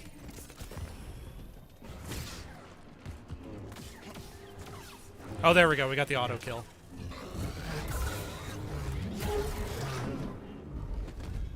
Ta-da! Rabid Yodas defeated. That was not nearly as clean as the Ogdo Bogdo kill, but we got it done, and that's kind of all that matters. I never did beat Sephiroth in Kingdom Hearts 2. Then again, I did do my very first playthrough on critical mode, so that doesn't help anything. When I play through Kingdom Hearts for you guys, I'm going to do it in critical mode. Because I've never actually... I've beaten the Kingdom Hearts series... I've beaten Kingdom Hearts 1 multiple times. I've beaten Kingdom Hearts 2 a couple of times, including Sephiroth. And I've beaten Kingdom Hearts 3 one time. I haven't played Remind yet though. But when I replay that franchise... For you guys on stream, what I'm going to do is I'm going to play it on critical mode. I think that would be a lot of fun to play it on critical mode for stream. Yeah, first try. Thank you. Definitely first try.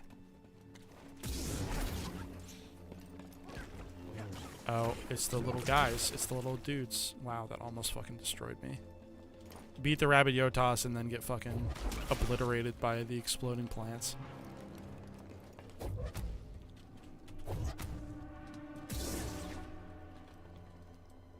What am I supposed to... There we go.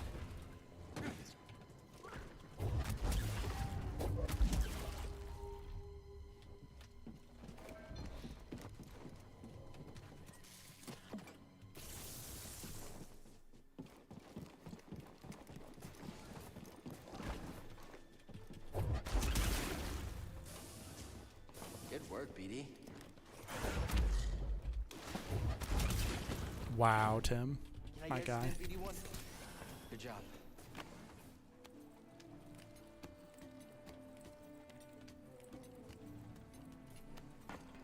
I don't actually know if I think I need pull to get through this. Oh shit. Hi, guy. Oh. I think I'm about to get WWE'd. Oh.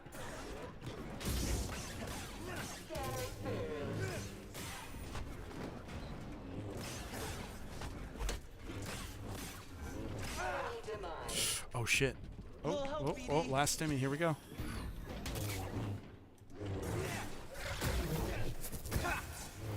I believe I need the pull power to get through this.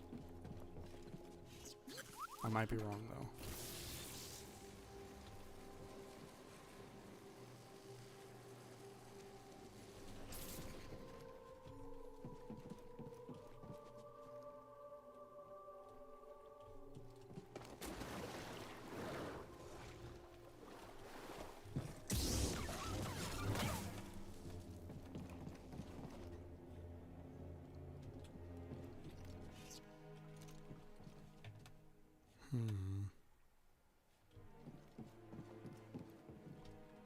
I'm trying to remember.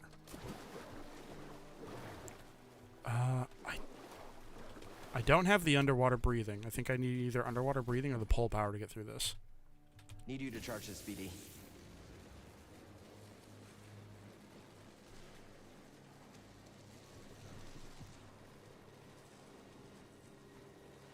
Or has it got something to do with this thing?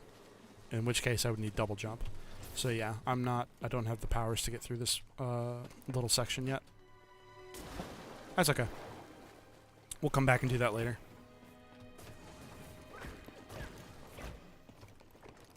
This isn't actually where the objective is anyway, so we're not losing anything by me going back.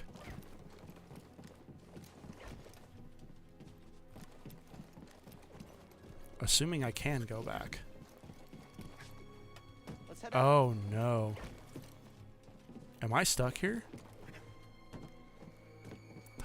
Am I stuck here? Okay, so that is a puzzle I'm supposed to be able to solve then. I assume it's a puzzle I'm supposed to be able to solve because otherwise there's no fucking... Otherwise because I don't think I can backtrack here. And if I can't backtrack, then the way has to be forward. Unless I just accidentally screwed this whole game up.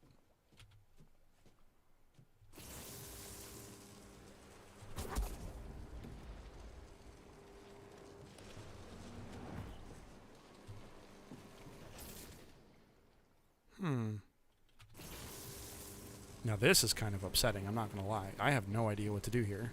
I'm unironically, like, stuck.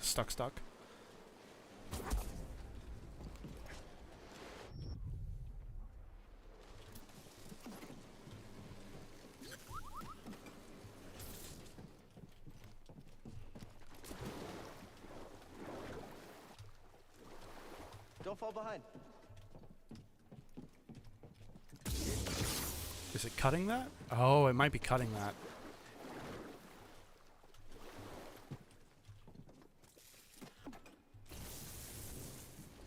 Okay, yeah, it is cutting that. Oh, thank God, it's something very simple.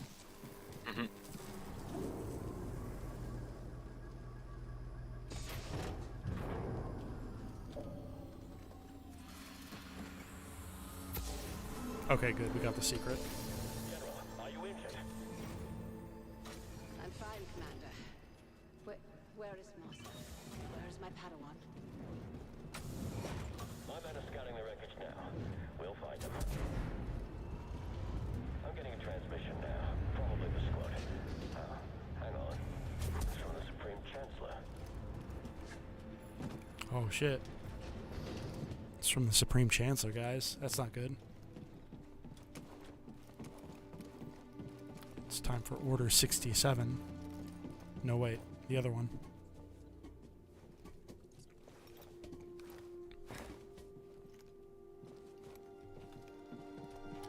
Okay, so I'm pretty... What do you... Oh, you want to do the overcharge. So I'm going to... I have, like, no health, which means I need to find a resting spot. So I'm going to come back here. I'm going to come all the way back at this one in here, and then rest, and then actually come do my objective properly, instead of doing that secret objective with the Yotas.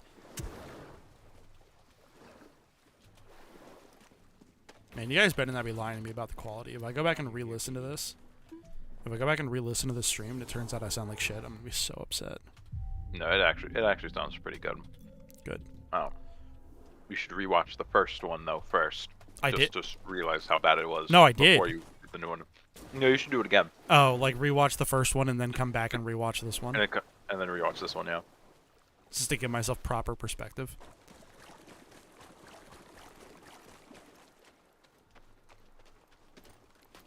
I hope he told the guy some important news. If the Chancellor of the Senate is calling a clone, it has to be for a good reason. Yeah, it's got to be for a good reason.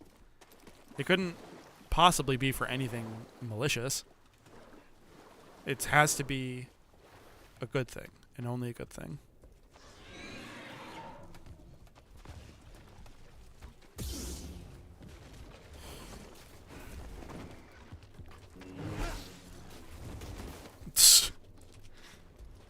My boy's beating the shit out of these rats, dog.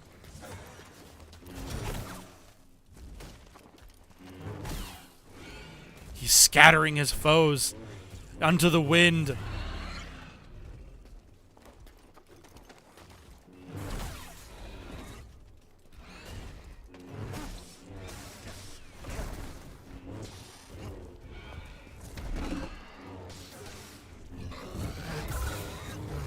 That old man is so wholesome. Yeah, absolutely.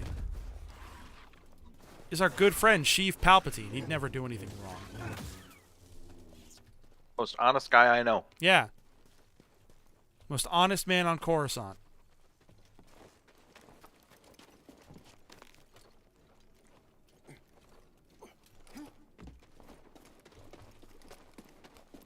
Is this secret doable BD, with the power set I have now?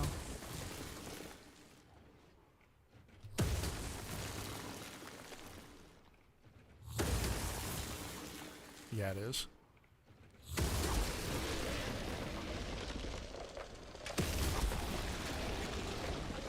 we go.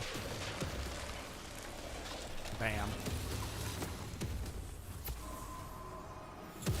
Zephonian skull. Killed in some kind of horrifying disaster long ago.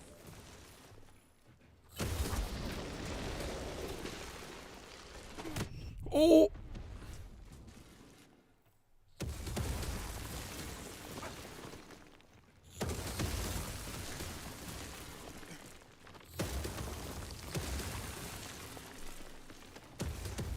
Man, that is just an industrial accident waiting to happen. Let's turn that one off, good buddy. Over here, BD.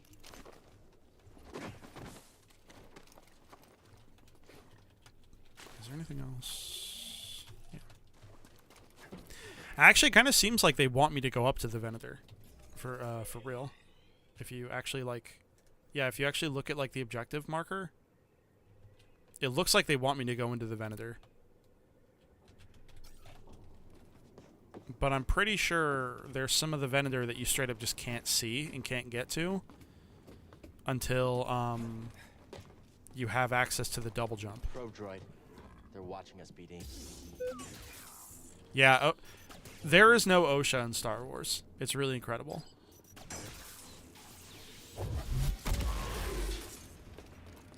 think this is actually the bit when you need double jump. Yeah, you can't clear that without double jump. So I believe I have to go this way.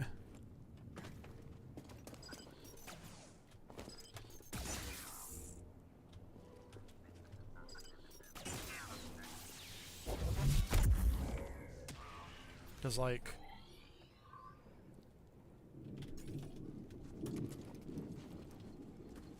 yeah, cut that shortcut.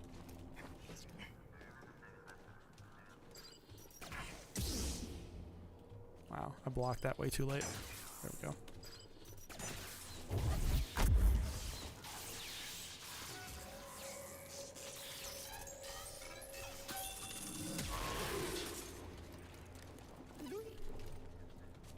Something interesting?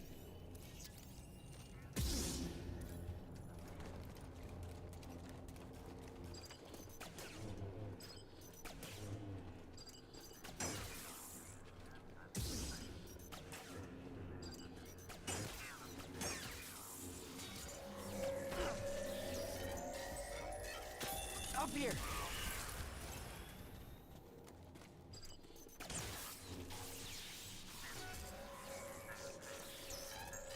These guys are really annoying to fight until you get access to a couple of other powers. Once you get access to pull, the probe droids. Yeah, once you get access to pull, they're a lot less annoying.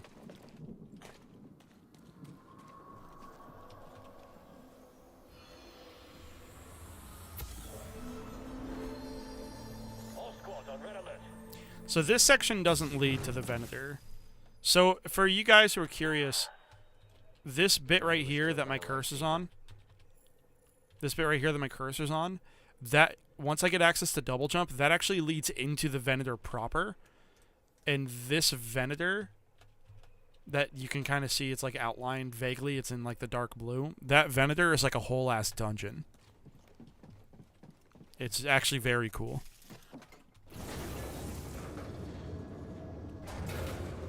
It's very dope, and I like it a lot.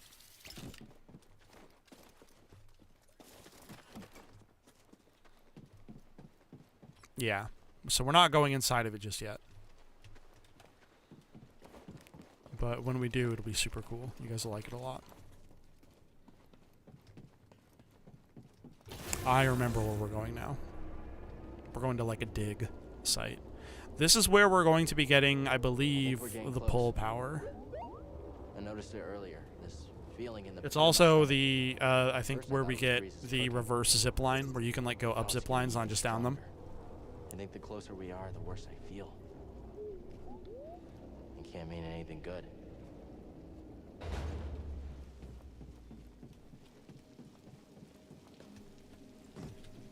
Oh, you're not ready. Who's not ready? Want the 41st Kashyyyk Scout Trooper. Oh no. And they have grenades.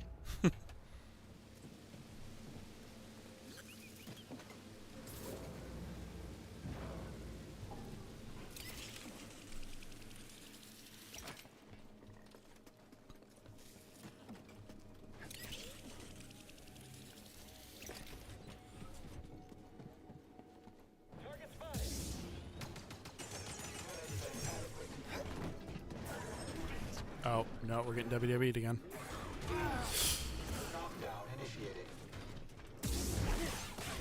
Oh, no. No, Tim. First off, get the single blade, and then back up. Give yourself some space. Okay.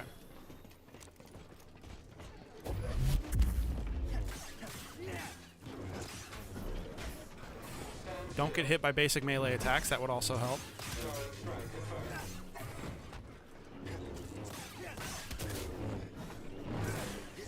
Whoa! No idea how I avoided getting grabbed there. I must have gotten perfect iframes on that. Unproductive human. Bashing opponent.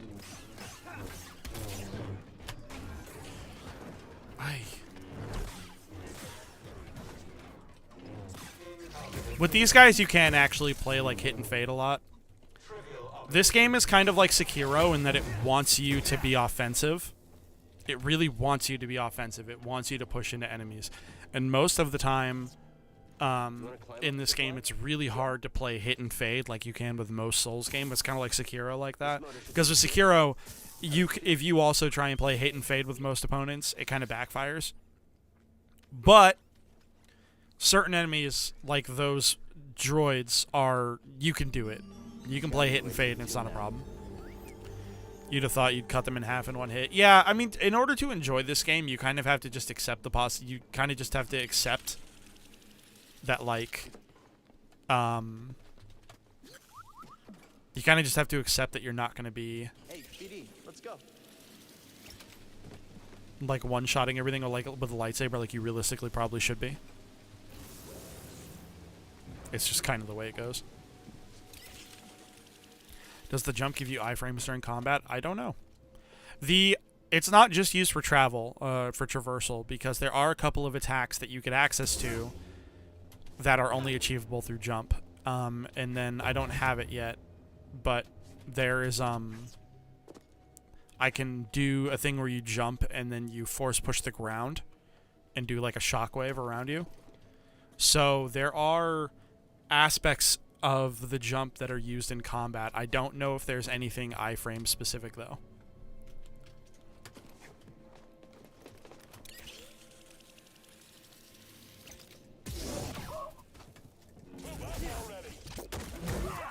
Oh, that was close. No! Wow, I just got owned.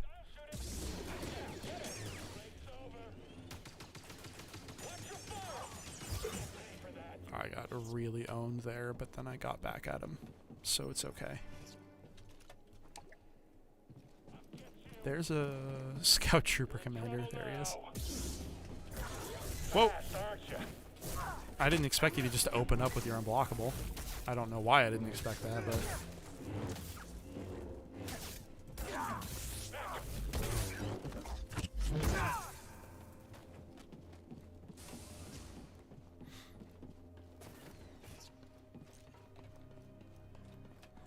I guess the kinetic energy of a laser pushes you off. I mean, it's not a laser if you want to get technical. It's a ball of plasma.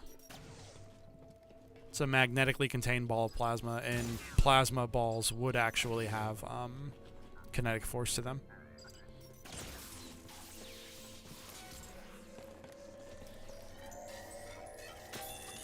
A blaster is basically equivalent to a las gun from 40k, but unlike a las gun, it is actually using a physical thing. Whereas with las guns, they are actually just lasers, I believe. Where they're supposed to be. Get away from it. Open fire. Yeah, we can keep pushing forward and like make it on just 2 stims and half a health bar. Oh, this is the easiest type to fight.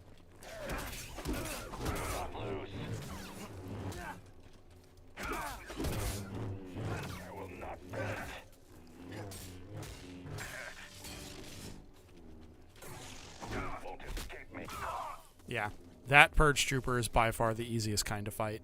You guys will notice that anytime you parry one of his strikes, he'll immediately go into a bunch of rapid-fire strikes that are very easily parried every single time. You do that 3 times, and you automatically break his poise without fail. And he doesn't actually have a lot of like mix-up moves to throw you off. So that particular kind of Purge Trooper is really easy to fight. The only time they're a pain in the ass is when they have support, because they're very fast. So they will actually close the distance on you really easily. Hey, guy. You scared the shit out of me for a second. They'll close the distance on you really easy if you're not prepared. Or like if they've got support and the support's got you adequately distracted. So that'll screw with you. But if you manage to kill off the support and get them by themselves, they really just ain't shit. And actually we're going to look back and jump here because there's an echo in the force. My men will double their efforts. We'll get inside off the crane. And then do this, and then do this again. Most of the Purge Troopers really ain't shit once you get them by themselves. They all have very specific tricks that you can use to kill each and every one of them. I haven't figured out the trick for the heavy power axe guys yet, but I will figure their trick out, and when I do, they're fucked.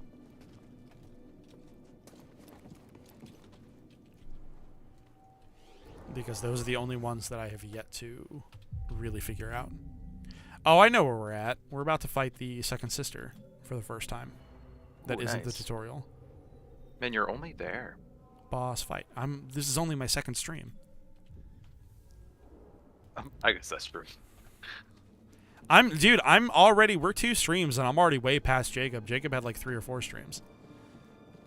But I've played this game a bunch of times, so. You guys ready for a boss fight? Like a real boss fight? Oh shit! Unpredictable. Oh yes, I know your name, your past, and most importantly, about Cordova. Tell me, where did he hide the holocron? Outstanding. This character is way too hot, by the way. It's not fair. Absolutely. It's not fair or cool. Well, I didn't no-hit. I immediately got hit by the first strike because I was distracted by the sexy. I've suffered far worse.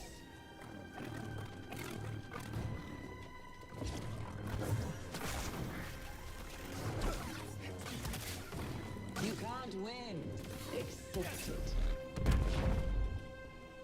Now look at that. That is way too hot. This lady is too sexy. It's not fair. Stop it!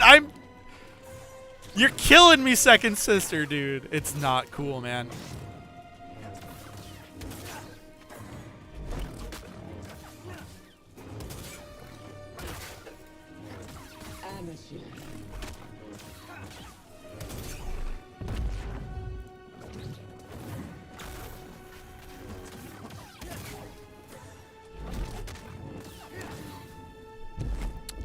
Oh, hey. Did I already... Yep, we won the fight. First try.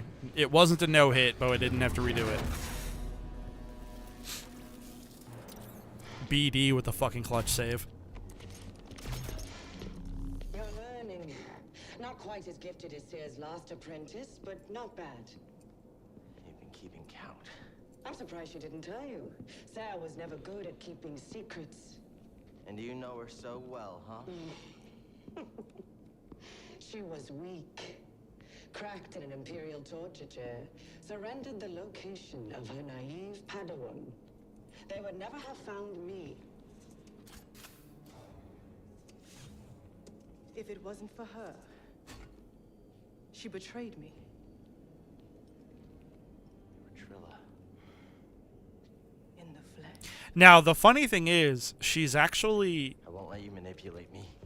less attractive to me, at least personally, when she takes the helmet off, but only because they do a really good job of illustrating what happens when you get corrupted by the dark side. It kind of just fucks with the way you look. Like, you can tell that she's supposed to have, like, really nice hair, but they went out of their way to make it look really fucked up and wet and greasy and sit strange on her head. And it, like, bunches up, and, like, it's very clearly meant to look really haggard. And then they, like, really fuck up the makeup on her eyes, so she looks, like, almost zombie-esque. Like, she's been through a lot. And the dark side has fucked her up, and they, like, accurately portray that it's kind of supposed to be unsettling. Is that who you want beside you when you find the holocron? What would Jaro Tapal say? You have no right to mention his name. I wonder, what would he think if he could see his Padawan now, skulking in the shadows with a betrayer, granting her access to a legion of impressionable students? No, I won't let anyone touch them. Force is kind of broken, please nerf. I thought the same thing once. But, like, her poise and her, like, general, like, attitude, she's still got that, like, hot dommy mommy thing going on that the kids are into on Twitter nowadays. But, like, when she takes her helmet off, it's really clear the Force has fucking wrecked her. It's not supposed to be a good look. And I'm really glad, like, I'm not going to lie, it almost took courage to do that, because it's really easy, I feel like, in media for people to just like, yeah, let's just make the villain kind of hot. But they're like, nah, dude. The Force fucked her up, dog. Let's portray that at least semi-accurately.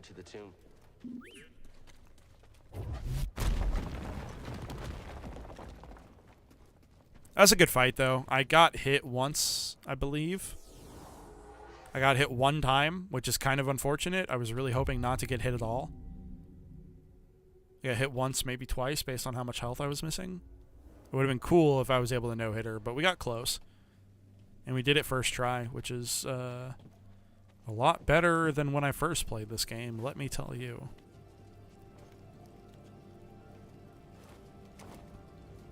We found it. Feels different than the other tomb. I wish there was a game with the same vibe as Fallen Order, but with a Sith main character. Yeah, that'd be kind of cool. You can, let me show you guys something kind of cool with the appearance. Once you unlock New Game Plus, so you've got all your appearance stuff. You can change your poncho, you can change the underlying, you can change the thing, you can change BD, and you can change the Mantis. But, like, once you unlock New Game Plus, you get, like, a really neat thing here. You can go through the game as Inquisitor Cal. Now, it doesn't change any of your dialogue. Cal is still a good guy, you know, so that kind of is lame. But if you're so inclined, there is at least an Inquisitor Cal outfit. But there would be kind of cool if you got to play as a main character who was just like Trilla. That would be super neat. Braddock, that's kind of a cool idea. Yeah, it is just a skin. It's unfortunate. It's kind of cool, though. It's not just a skin, though. I don't know if it's too big of spoilers to tell you guys this, but if you go to the combat challenges, there's a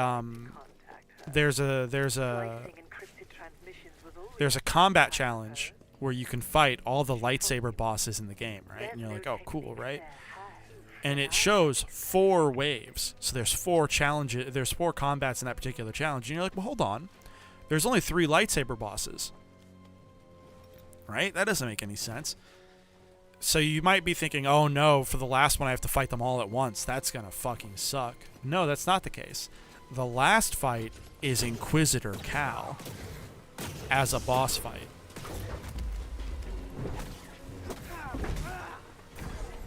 It's very cool.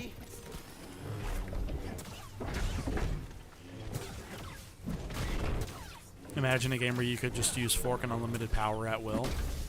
I mean, have you guys played KOTOR? Fighting these Guardians in this really close quarters fight, this really close quarters environment is like really fucked up.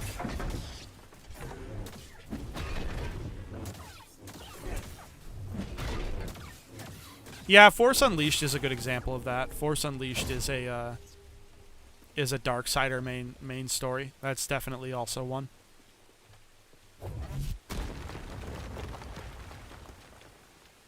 I watch like a 10-hour stream with like 250 people at peak. Wait, what? Are you talking about KOTOR or Force Unleashed, or are you talking about something else, G-Swav?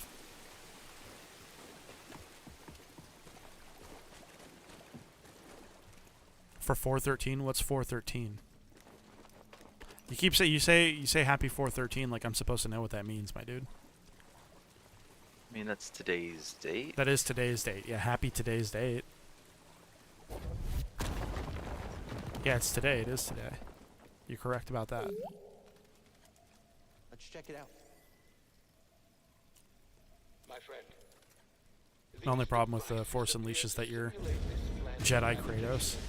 Yeah, Force Unleashed is, well, I mean, yeah, mechanically, he is just basically Jedi Kratos. Like, and I will admit, I don't like the way that that Force Unleashed plays. I think it's kind of a boring game, mechanically speaking. Oh, it's Homestuck Day. Okay, cool, I guess. What's Homestuck Day? Homestuck is, oh man, Homestuck is a really, really, really long web comic that has a very, very strong fan base. And if I say how I really feel about it, then G-Swab's gonna be upset with me. You're running out of time. For what? My scouts located an artifact of interest at the Equilibrium's a good movie, Con Air's a good movie, and Battlefield Earth is a fun movie. I won't call it good, but it's definitely fun. Perhaps enough to hide the holocron amongst their bones. The game's awesome. Starkiller's a fun character, but being OP in Star Wars feels really out of place. Yeah, this game feels very down to earth in its execution. I talked about that near the end of last night's stream, where part of the fun is that from a power level perspective, you're not playing as a Revan or a Starkiller. Cal is just like a Jedi.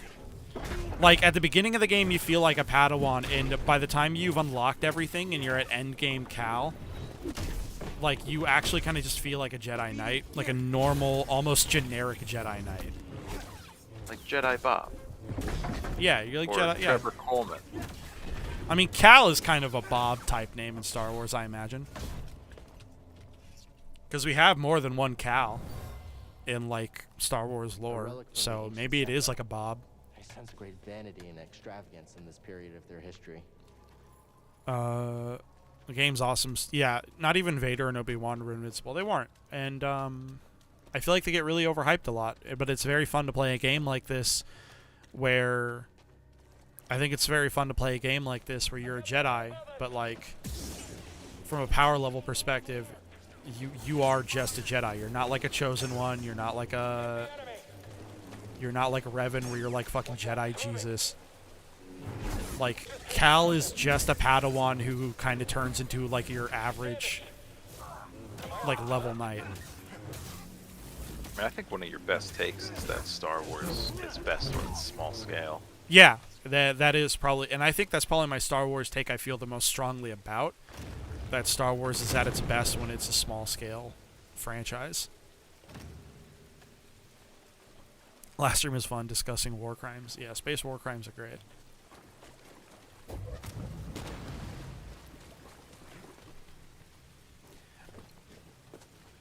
Well, yeah, things are generally more interesting when your power's low level. I definitely agree.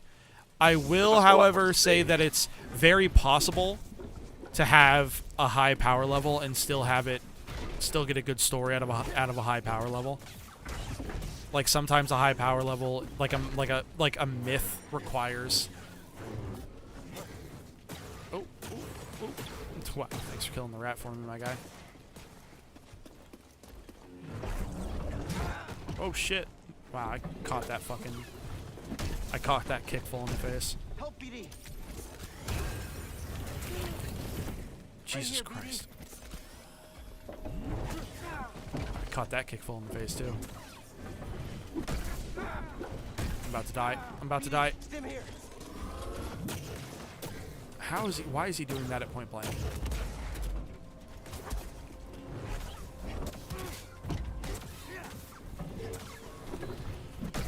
I'm about to die. I'm about to die.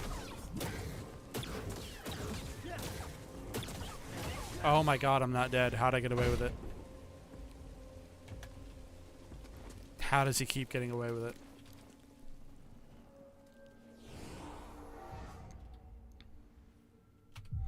One of my favorite characters in Star Wars is Obi-Wan, because it's established in the prequels and the Clone Wars that he's not a fucking powerhouse. Well, I mean, kind of. He's not a powerhouse, but he's a defensive powerhouse, if that makes any sense. It is an established part of the Star Wars, like, lore, that when it comes to fighting defensively, Obi-Wan is completely unmatched. He is the mighty glacier. You cannot, you know, he may not be able to kill everybody, but basically no one can kill him, and that's like his special power.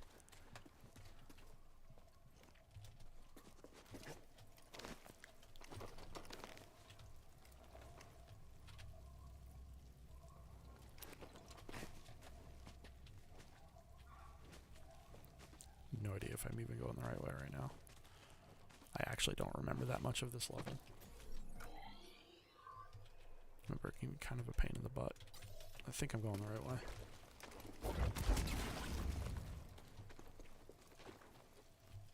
More of my soldiers breach this tomb every minute. Yeah, Count Dooku did kind of fuck him up. Had your droid not intervened, I would have killed you with ease.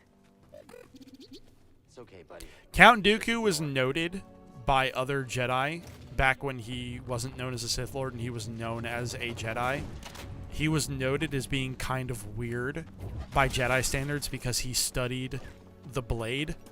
Like, he explicitly studied styles that were good for fighting against other people with swords, which a lot of Jedi at the time thought was they thought it was very strange because it was never thought by any Jedi at the time before the Clone Wars broke out that they would have to fight other Force users with lightsabers. I mean, the Sith were dead for a millennium. Yeah, the Sith were dead for a millennium. The lightsaber quite literally became a weapon for defense. Yeah. You know, the Jedi were very solidly in the Age of Suns. So, it makes a lot of sense that because Dooku practiced a style that was effectively considered out of date by everyone, it allowed him to beat Obi-Wan. Yeah. Okay, this guy's a punk bitch. Oh, wow. Wow. Okay, asshole. Okay. Learn to fight, he says.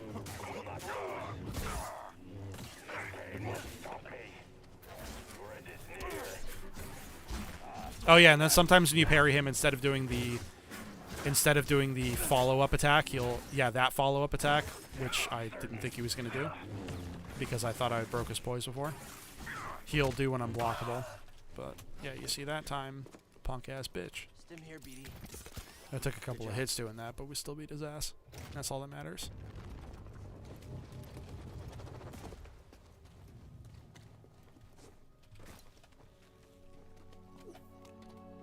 I do like that Cal's style is very unrefined. He very clearly didn't finish all of his lightsaber training, so a lot of his strikes are just really wild and out of fucking control. Like, he doesn't actually know entirely what he's doing.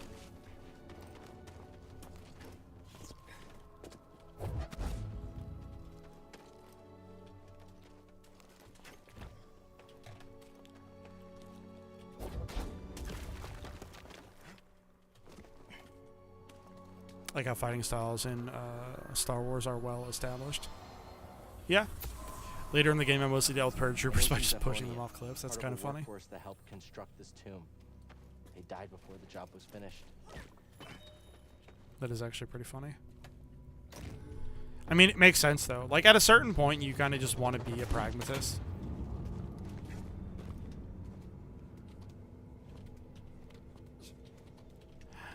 I know what I'm supposed to do here.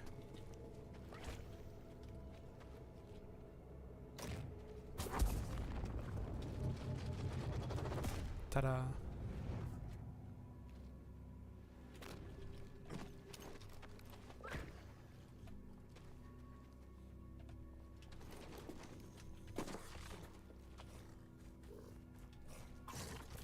Oh, I forgot about the rat.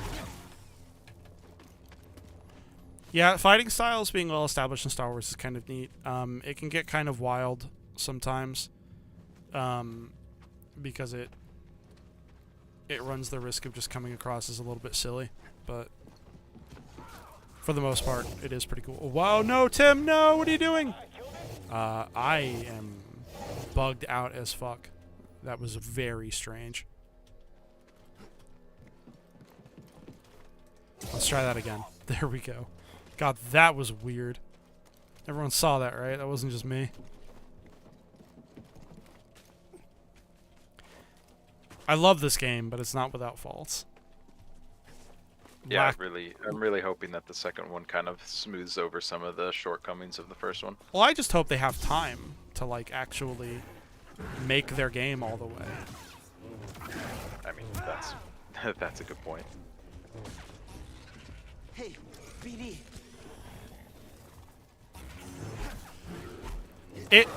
I feel like a lot of the weird jank in this game comes from the fact that it's actually made with a physics engine. Like, they actually use physics in this game. Which makes it behave very strangely. Sure it's worth the cost? I hear Project Augur came at a high price.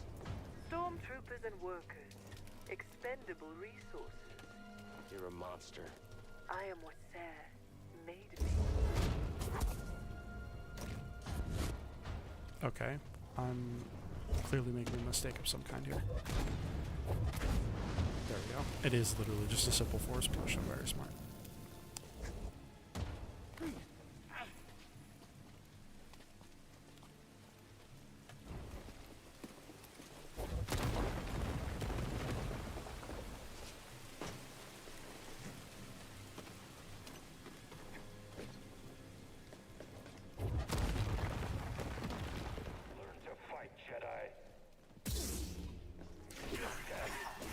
God damn it, dude.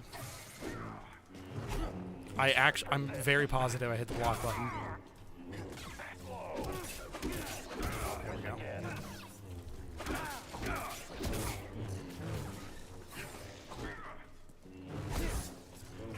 Oh, fuck off, rats. I do like that he doesn't like the rats either. That's very funny to me. You will never escape. Not so easily defeated. But like all this guy's unblockable attacks are very easily like sidestepped. And then if you sidestep a power attack with this dude, oh wow, fuck off. No way. That rat just destroyed me. No! What the shit?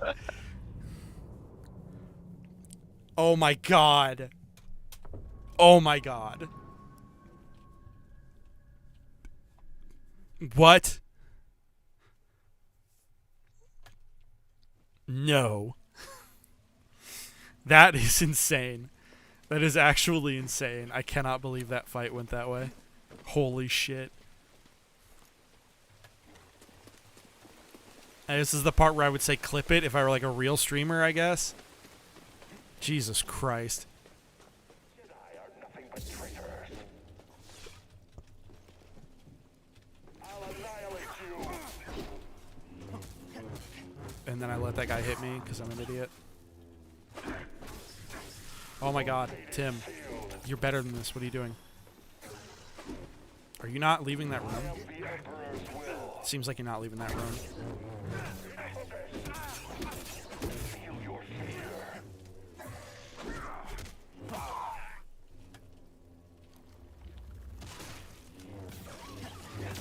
Stupid rats, dude. I cannot believe that fucked me up. I've noticed with the physics regard to fighting, like the neighbor's Knight Brothers block just doesn't work sometimes, which I assume is because the lightsaber strikes don't hit their weapon. Blocks are sometimes directional, and I think that does have something to do with the physics engine. Yeah.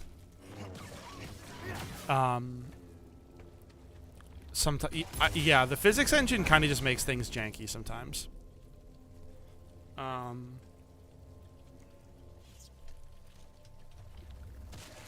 Oh, fuck off. There was another one? Oh, well. Oh, my Christ. Holy shit.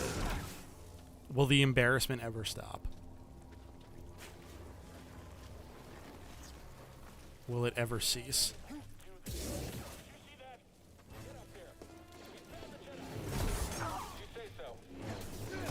I'm pretty sure they just killed that guy for me. Like, I broke that guy's block, and then he took a couple of friendly blaster bolts and died. I'm pretty sure he just got fucking murked by his own boys. That's dark. I've taken the artifact back to my ship for analysis. Pity you couldn't make it in time. Doesn't matter what you steal. You'll never understand it. Yet you do? You'll find out soon enough. I'll take those odds.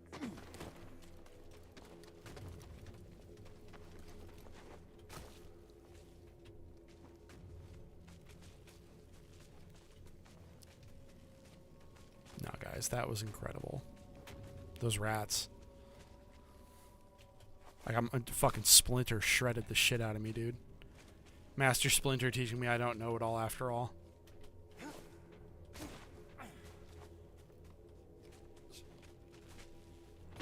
When I was a kid, I always got Splinter and Shredder mixed up, and I always felt like an idiot. But I mean, they're pretty similar. They're similar. Like, similar in names. This is entirely coincidence, but honestly, the Imperial Army does lack the camaraderie and spine the clones had, I think. You want to hear a secret, my dude? I don't think they did this on purpose, but I'm pretty sure a lot of it has to do with the fact that, like, fascists don't really have good camaraderie. Not to mention the clones also all shared like an inherent brotherly bond. Yeah, the clones are brothers. The Imperials are fascists. Fascists don't understand how to be good people to other people. And because they don't understand that, they'll never have that sense of brotherhood. Like, it's just how they are. Like, it's inherent. Rats continue to be the best enemy in video games. Yeah, dude. Master Splinter fucking my shit up.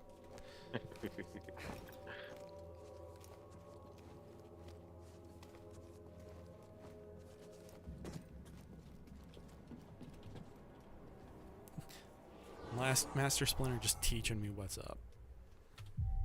This is mentioned in a video I saw about the Empire being built on fear is an issue that makes their armies not have the confidence that a modern military built off pride does.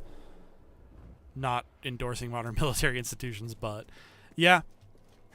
No, yeah, you don't have to endorse modern military institutions to understand that because they instill a sense of pride and belonging in their guys, that's what allows them to feel like they can do anything. And sometimes they really will pull off the impossible. It's not necessarily I have a degree in history. You lured me here. And like a lot of that was studying military stuff. You truly have the wits of a scrapper. And like you're correct there.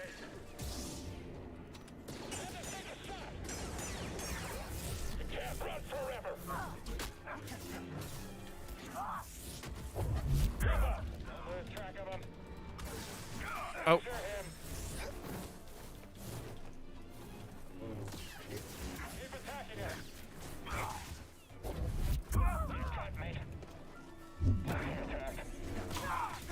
Okay, that's fine. Took the hit, but I can fight this guy by myself alone.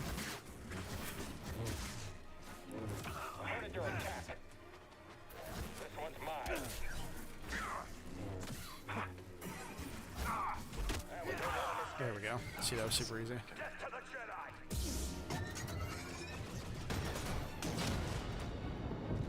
Here we go. This is where we learn the pull power.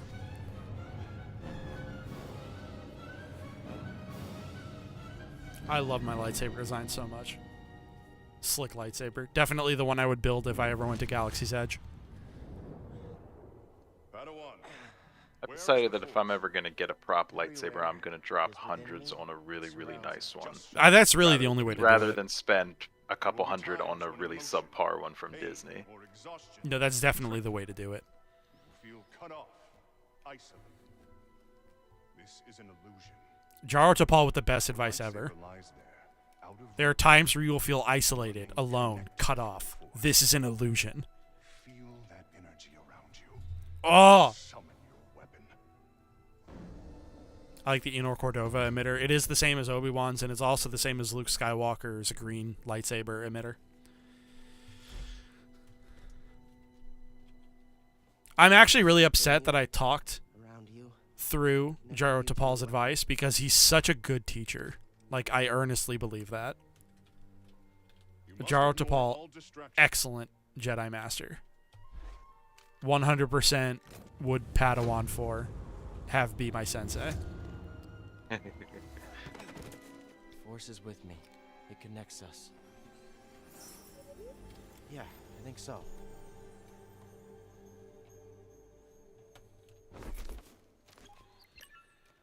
Now we have pull, which is going to be an incredibly valuable power.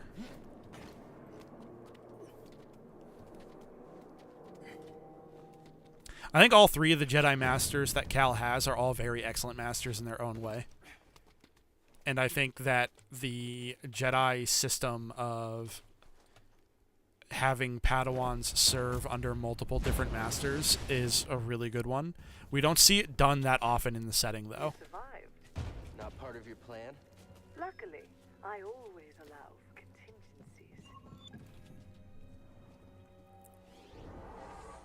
I mean, that's how proper training should really be done, is every master has their own strengths and weaknesses, and to better utilize each master's form of training, have Jedi Padawans study under different masters for a set amount of time. Yeah, So definitely. it just makes the most sense.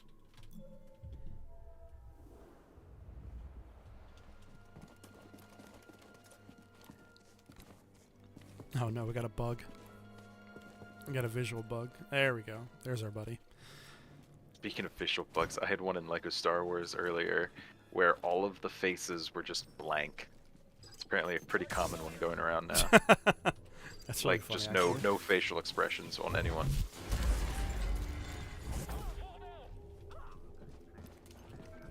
I can't reach the target.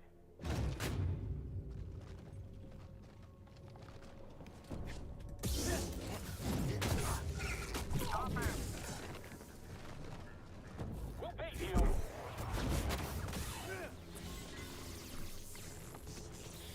Oh, that sounds horrifying. In reference to Logan's visual bug. Yeah, that does sound pretty spooky. Can't beat us. And like it persisted through like cutscenes as well, so like there was just nothing. I had to restart the game and it seemed to fix it. Could you imagine having that bug when you have mumble mode on? God, that'd be fun. Okay, that would actually be hilarious.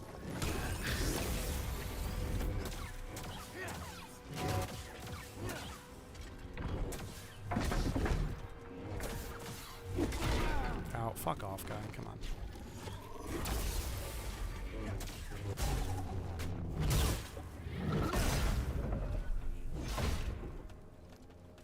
Stim BD?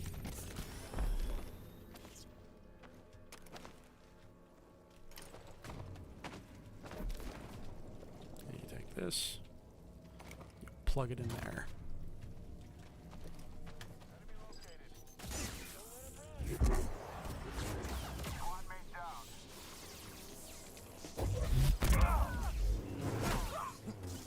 Ah, there it was. Hit him already.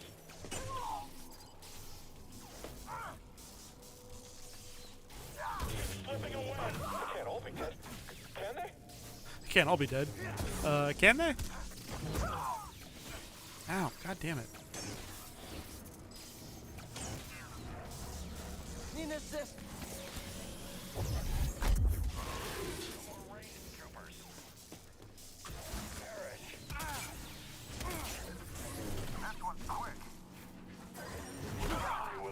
There we go. Wait, what the fuck? There's another goddamn Viper droid? Oh my Christ.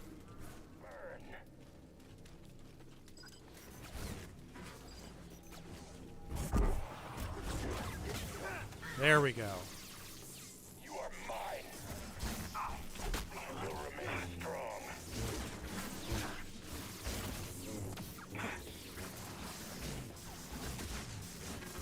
Meaningless resistance. Oh, no, no, no, no, no. Hello. Getting caught in that move feels bad, dude.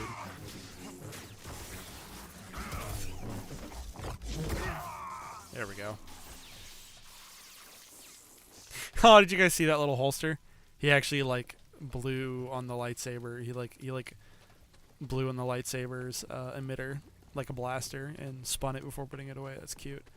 I didn't think I had done well enough to justify the fancy holstering there, Cal, but I'm glad you felt good about that. Maybe I'm the one being overly critical of my gameplay. I was afraid other people would be, but maybe I'm the problem.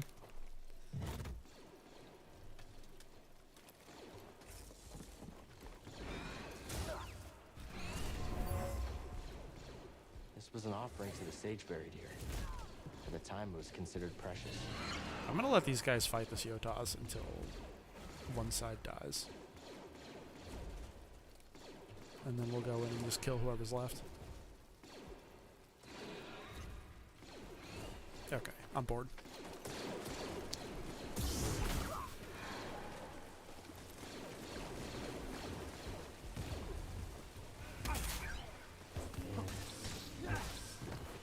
Oh shit. Oh, that was close. BD, stim here. That was very close. Or I could just let them hit me with the most easily blockable move that he has access to. I could do that too. God damn it, Tim. Come on, man. You're like barely alive.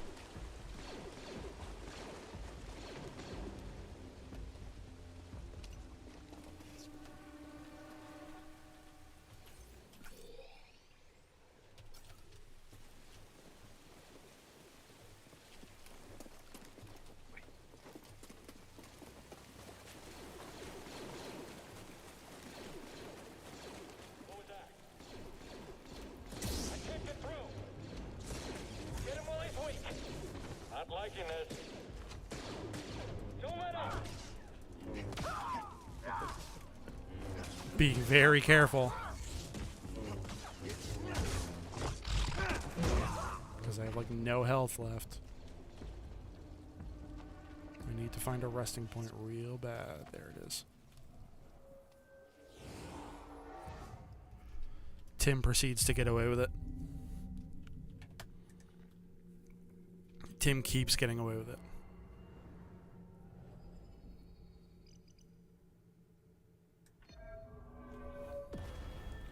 Switch attack, very valuable, by the way.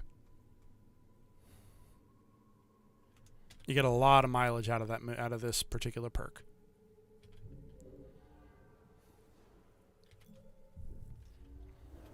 And the animation's super sick too, actually. Yeah, let me show you guys.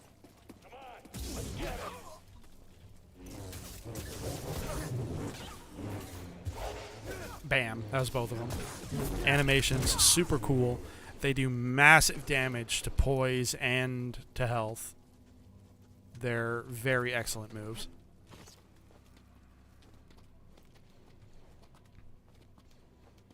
Time for Cal to head back to the Mantis and drink his well-earned Capri Sun. Dude, I would drink the shit out of a Capri Sun if I was Cal Kestis. I'd hop in and be like, hey, Uncle Greasy, baby. Give me that Capri Sun.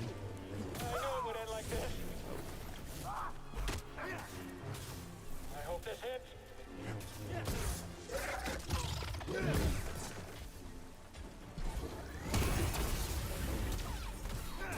Kool-Aid Jammer, if you're into that. I'm not familiar with Kool-Aid Jammers.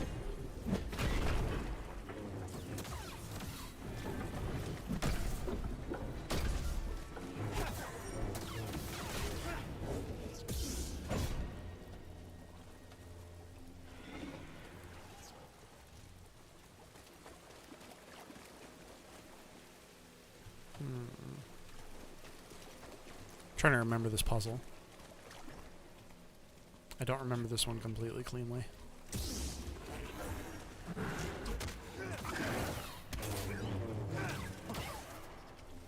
And then sometimes I'll just fuck the rams up like that and I won't even take a hit and it'll be pure reflex. I won't even think about it. Huge pain in the ass that sometimes they'll fuck me up and sometimes I'll fuck them up. And it's just like, whatever. I hear you, BD. Let me see.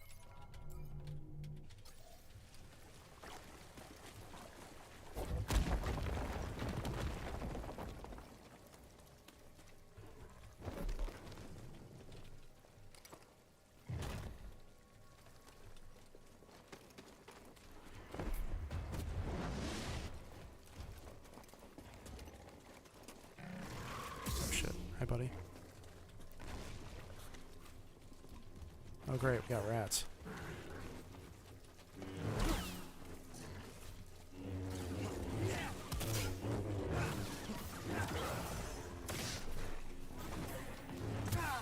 Oh no. No, no, no.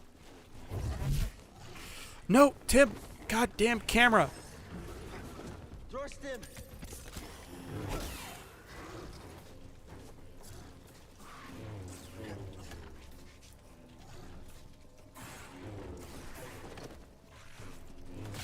No. Fuck off. Anytime there's a good skill-based game, the camera is always your greatest enemy. Shit pisses me off. It happens without fail every time. Alright, so you take this one, and then what you do is you try to launch it up there.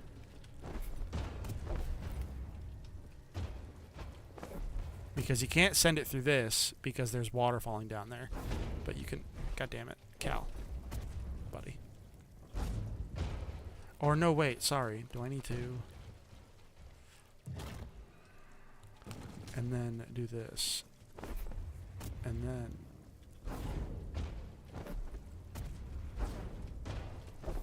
Cal. There we go. And then you pull this. Put it here. And then... Ta-da! The lantern just happened to roll right next to it.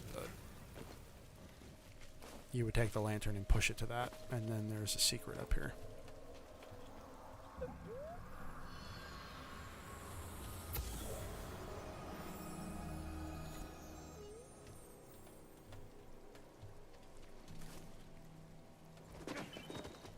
You say amazing kind of sarcastically, but I don't think you understand how long it took me to get that fucking puzzle figured out.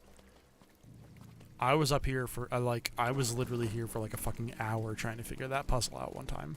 It took me forever.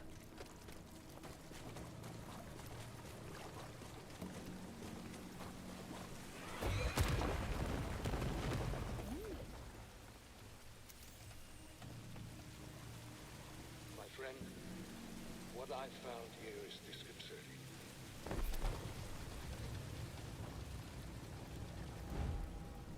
I wonder where I'm supposed to... Oh, I see where I'm supposed to stick that, pull that to. Okay. And then you do this here. And then we need to find a way of getting...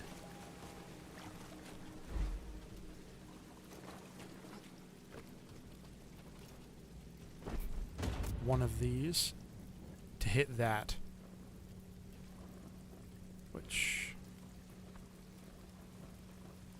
because if you just throw it, what happens is it hits that falling water and then collapses. What the fuck? Oh, is there a Yotas down there?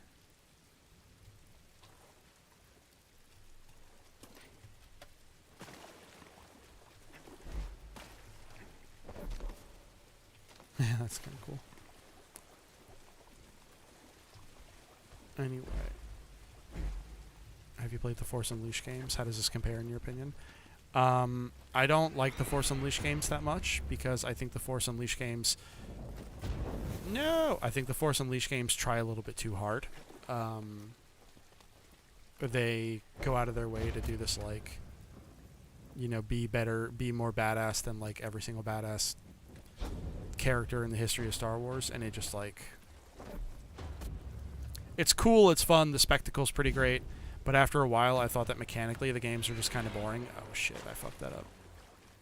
Is that where I'm supposed to put it? I can't even remember.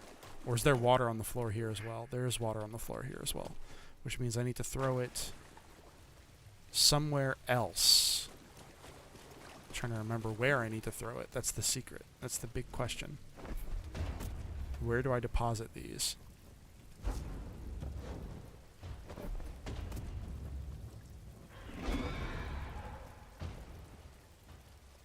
Huh. Okay, maybe. Hold on. I can throw it on that. Yeah, my favorite game is to get the floor is water. Yeah, no, they're fun. I haven't actually, if I'm being honest, I haven't really played the second one that much. Maybe I'll play the second one for you guys on stream and I can give you, like, fresh hot takes or whatever.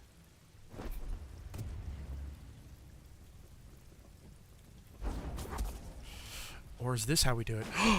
Oh my god, guys, I'm a genius! That was sick as fuck! I don't think I did it that way when I played this game before. I think that's actually just a completely new way I did that. That was dope, actually. That was unironically really cool. I love using the Force in super cool creative ways. That was super neat. Right, these puzzles with the balls and the... Are they Jedi temples, or...? These are Zepho temples. Zepho temples, yeah, they're really fun.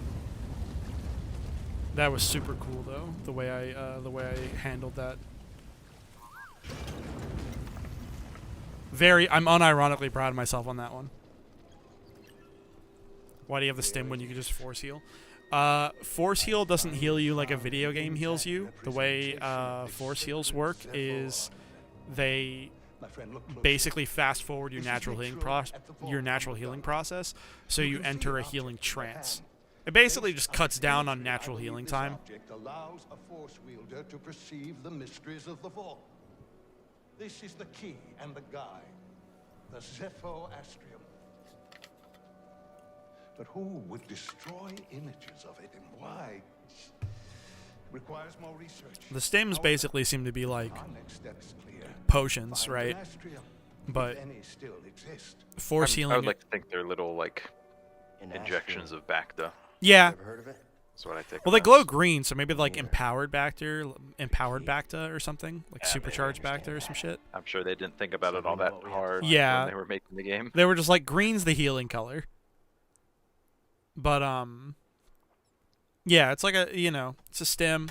There's definitely Bacta in there, and Bacta is like hardcore, just like a quick healing thingy. But force heals are just not meant to be done that quickly.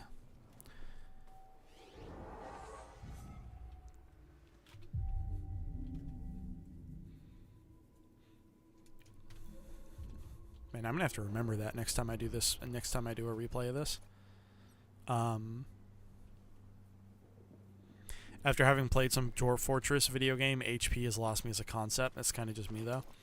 I mean, it is cool when games can do something more interesting than just HP.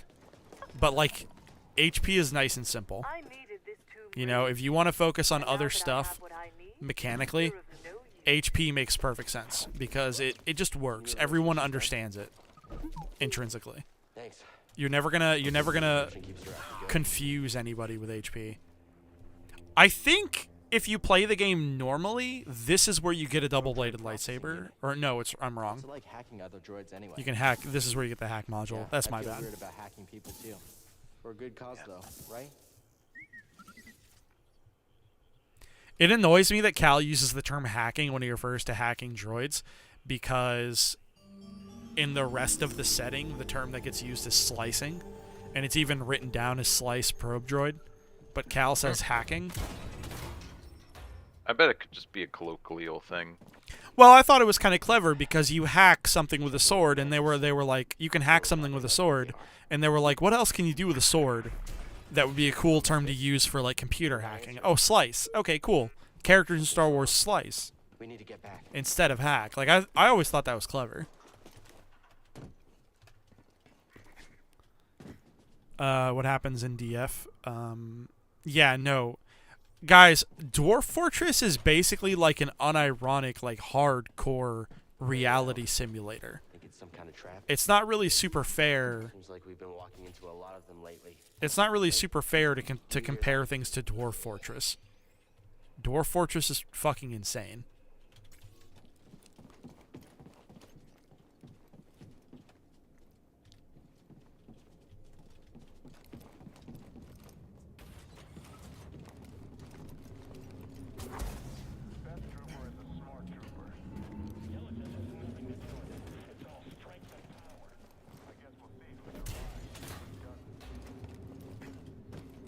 I'm pretty sure this is like a secret or something.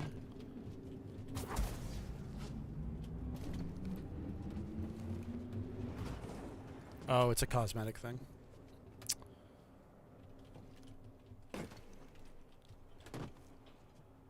And then there is, I'm pretty sure, a secret around here. It's this way. Oh, hey guys. Ow.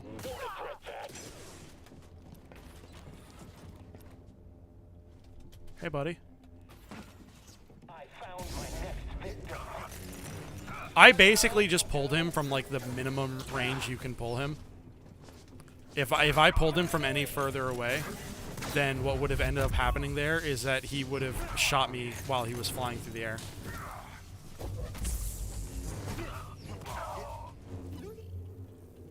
Let me see. I feel like a galaxy-spanning civilization would be capable of mass-producing super healing tech anyway, so these video game heals seem like something that could actually exist. Well, that's kind of how Bacta is kind of supposed to work. Bacta is kind of just supposed to be video game heals. Like, actually. That's why it's an incredibly valuable resource. There have been entire conflicts in Star Wars that have been fought over the source of Bacta, and before Bacta was discovered, Kolto in the Old Republic, which was just Bacta before they found Bacta, and Bacta did it a little bit better. Her deception was making her reckless.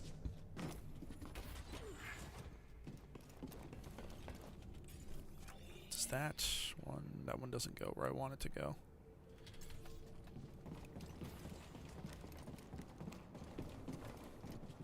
Damage in Star Wars does kind of work a little bit weird sometimes, but it's part of the charm, I guess. It's a very pulpy setting.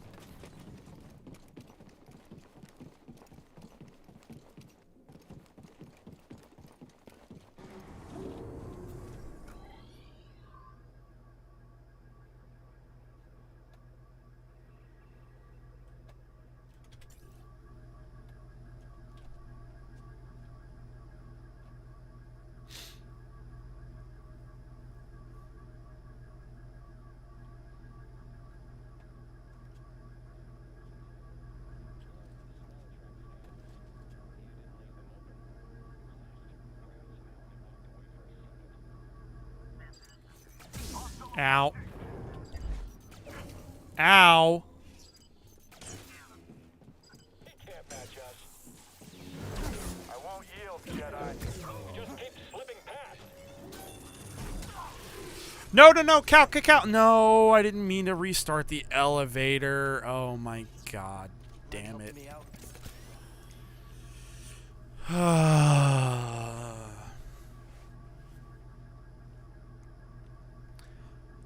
You can get blasted in the face if you're high level enough. You can survive it. Just look at Anakin or Maul.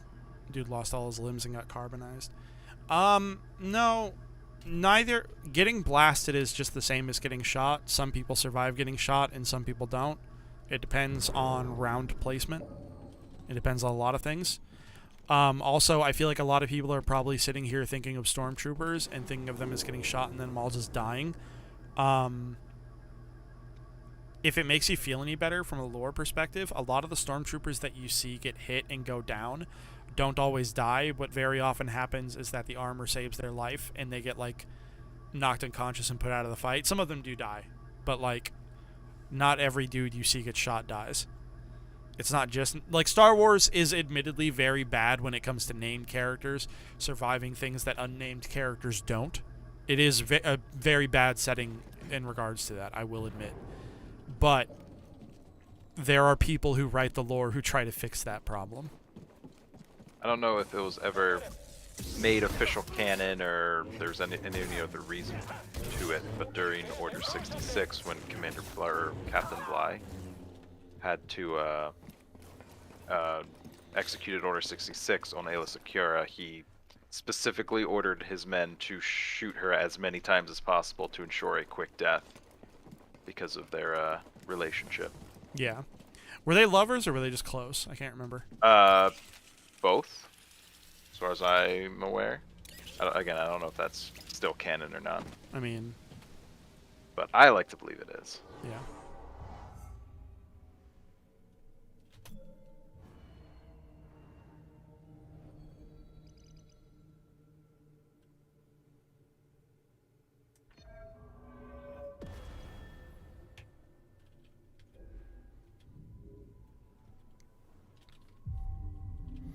I remember that dialogue from 2005 Battlefront 2. Well, no, I think the one you're talking about there, that piece of dialogue is the clone saying, you know, if her death happens, I hope it's quick because she deserves it. She deserves not to suffer. But that was a 501st clone saying that in the Battlefront 2 journal, not Commander Bly. Was he Commander? For some reason, I always think he was Captain. Is it Captain? I guess he was Commander. He's on the move. Converge on the target. I'm not entirely sure. He hit me. I let him hit me because I'm an idiot. There we go. Good thing, yeah. Good thing we were in. Well, the 2005, the 501st journal is kind of not really canon anyway. It's very cool, but it's not super canon because the 501st wasn't in all of the battles that they were involved in the journal, and the reason a lot of those battles were fought aren't the reason that they were fought in the journal. And then on top of everything else, the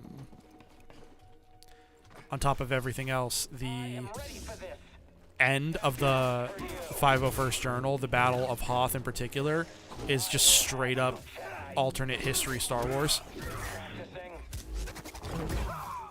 Because if I remember right, in the Hoth battle at the end of the 501st campaign, you kill Luke on Hoth, and the end of the journal is very, very, very like, yeah, we won types of positive. Like, we won the war's over. Like, it gets very unapologetically, like, ahistorical. The journal was canon until they added Clone Wars. You could argue it's canon until they added Clone Wars until you get to Hoth. No, they won the Battle of Hoth, but it's not that they won the battle. Like, the journal makes it seem like they didn't win the Battle of Hoth. They won the whole fucking war. And, like, they defeat, if I remember it correctly, they defeat Luke there as well, which, like, literally doesn't happen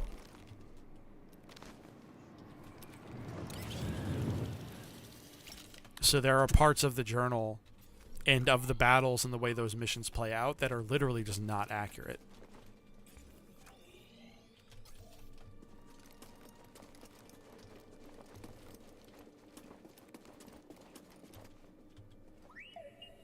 Have I mentioned to you how awesome this is? Because you're pretty great. You're telling me the 501st wasn't involved in literally every major battle of the Clone Wars? I mean, they were involved in a lot, but... Honestly, I really like the Clone Wars series. I think the Clone Wars series does an excellent job. Clone Wars rocks. Yeah, the Clone Wars rocks. I'm very glad I've been introducing Jacob to it, and... Oh, hey! Uh-oh, guys. I think I know how this is going to turn out. It's time for a boss fight that I have no choice but to lose. The only issue really that I have with the Clone Wars was the introduction of the inhibitor chips. I personally preferred having or thinking of it as in terms of clones following orders to the T like they're supposed to, and then some disobeying that order out of passion. Yes, I agree with that.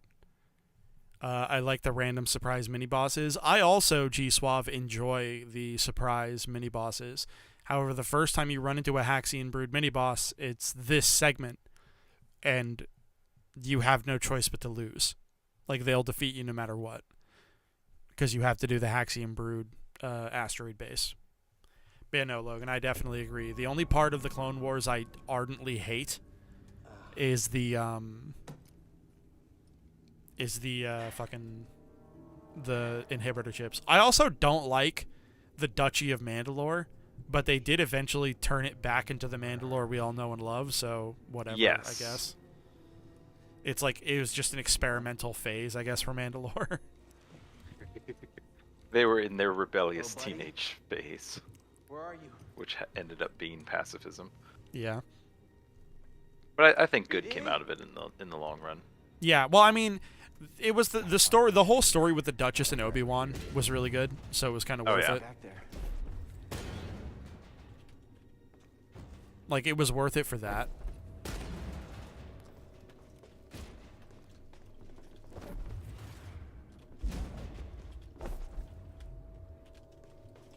Can I not pull that? Is that not what I'm supposed to be pulling? I'm supposed to be pulling something else? No, it's time to admit to everybody that I don't remember how to do this in... Oh, there it is. Is that a power cable?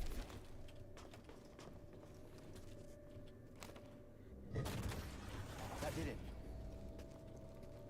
Yeah, anytime I do a replay and I have to do that Haxian Brood fight, I don't even have, like, the energy, I guess, to do it properly, because, like, I know that I'm supposed to lose, and it just kind of takes the wind out of my sails to try and do the fight all the way.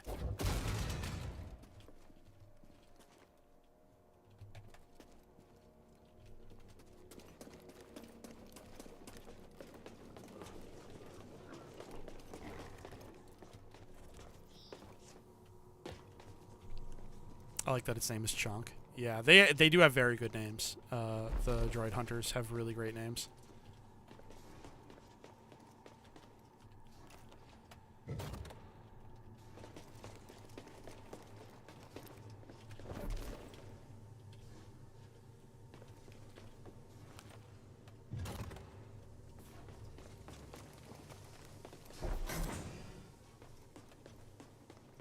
Oh, right. This one goes here. This one goes here. That one goes there, right?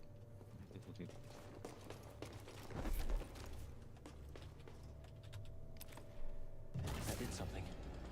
Door opened up.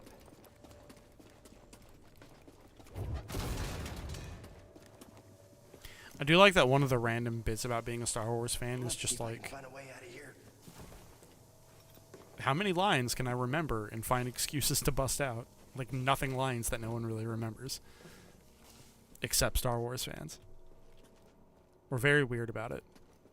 Feels like I'm being watched. Feels like I'm being watched? Yeah, it's because you probably are, Cal, my boogie.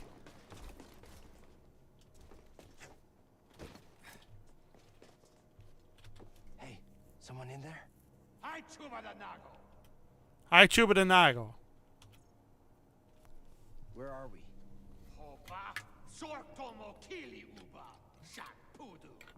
What? Sork Tormo?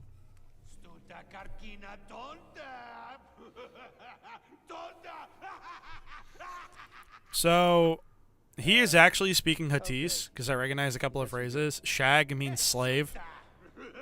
Shag means slave. Pudu obviously means shit. Torta, I'm pretty sure means die. He's like telling me we're gonna, like, oh, you're gonna die. Ha ha ha. I'm pretty sure is what that means. What happened to that? But, like, I'm pretty positive they are actually using real Huttese there. Yeah. I feel like I'm being watched. Cal, my brother in Christ, there's literally cameras on the ceiling.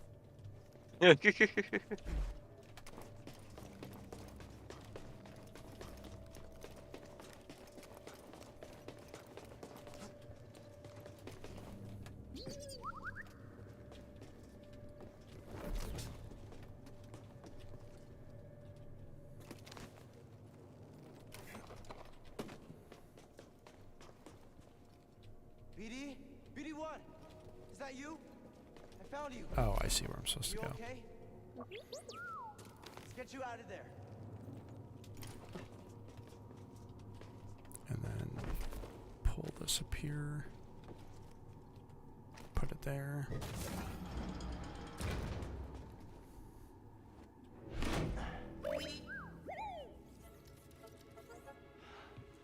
Hey! Oh, I'm happy to see you too. Let's get that restraining bolt off of you. Jerks.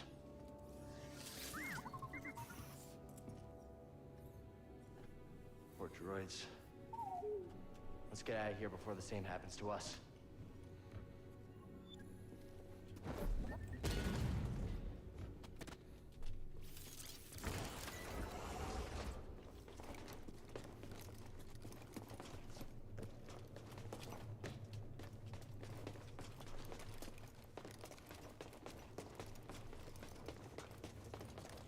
No match for you, right? And then...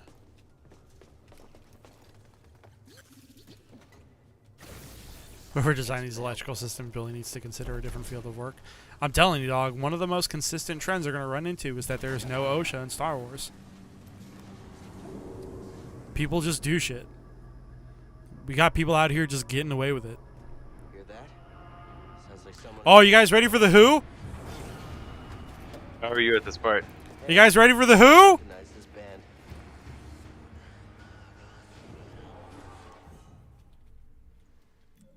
Because I'm ready for the Who.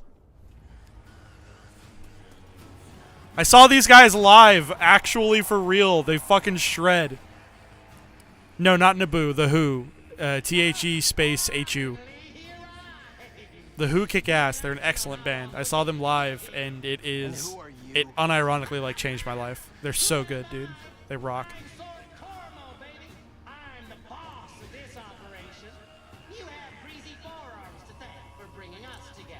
I will. As soon as we get out of here.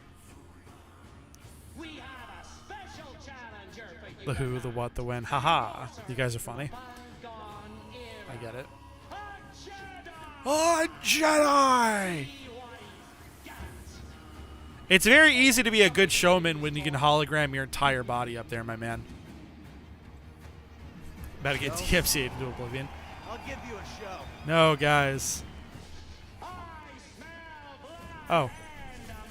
Wow, I did not even notice him. I'm so good at this game, guys. Wow, Tim, my buddy, Han my boogie. Okay, let's deal with these guys.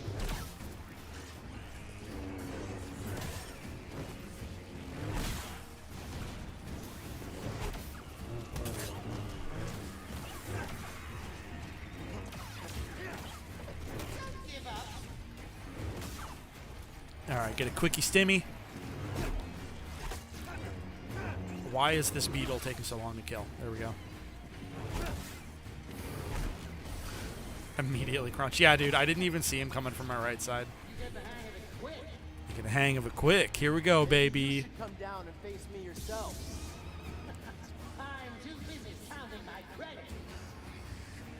I love the hoodoo. These guys rock. This song's awesome. The whole show. They're so good.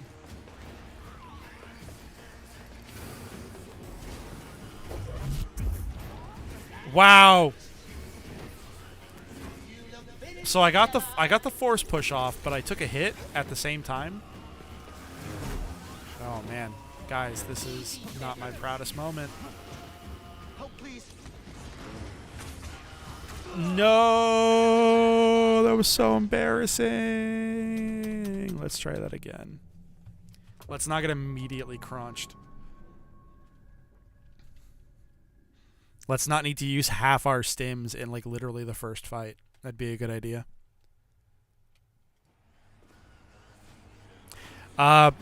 Speaking of, when I complete this boss fight, or when I complete this section, this arena, this will probably be the stream for the night, because it is getting a bit late on my end.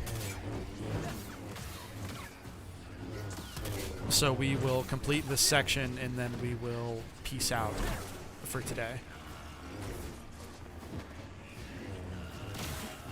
We are getting through this game pretty quickly, all told.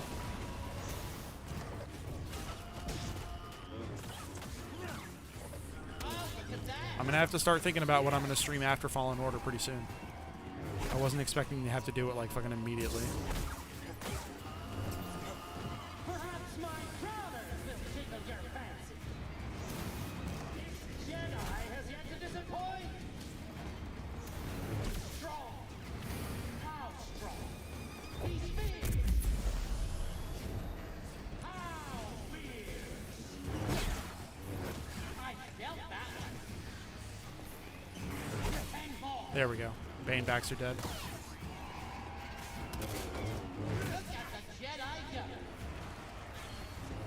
Whoa! Oh shit. No, no, no, no! Oh, wow. I got fucking tag teamed, guys. Like in WWE tag teamed. Ooh.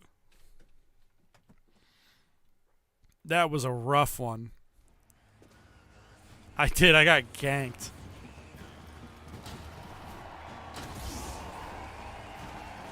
Oh, he does like slither out of the door, doesn't he? Okay, I hit the parry button game. I don't give a shit what you said. There we go.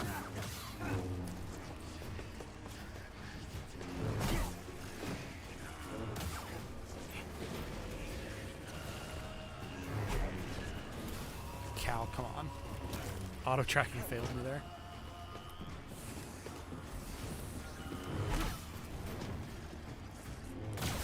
I'm trying to be a bit more careful. Help, BD. You got lucky, handsome.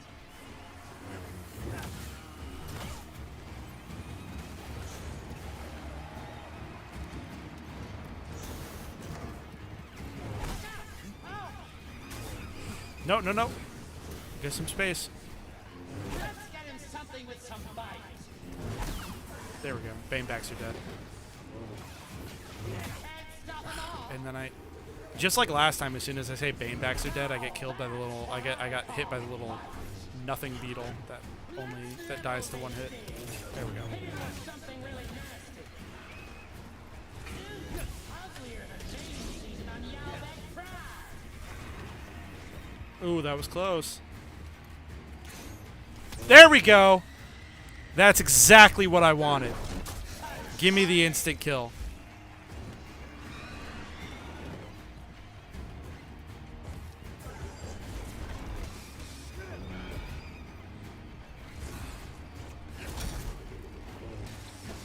What did he just do?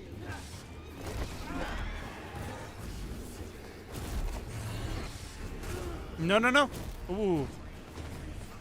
Get some space, Cal. I need a stim, BD. There we go. Or just, oh god, why do I keep letting myself get hit by that attack? Like, I should unironically know better.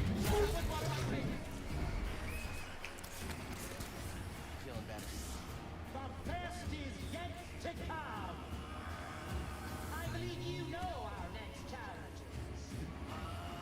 The Haxian Brood is gunning for you. Alright, Chunk. Oh, I'd like to see that again. Oh, okay, pulling him doesn't work. Shit.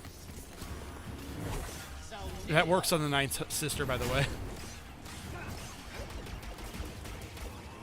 When the Ninth Sister does her charge attack, if you pull her, that's the big way to. Is this what passes for a shadow? No, whoa, that was close. The hitbox on that move is unironically like bullshit. By the way, his like charge attack. There are gonna be times where there are going to be times you guys see me get hit by that move where, like, no part of our bodies intersect even a little bit. That move's hitbox is... There's not a lot of parts of this game that I would just call bullshit. That doesn't happen very often. That specific attack is, like, one of them. That charge attack is garbage. That's nothing.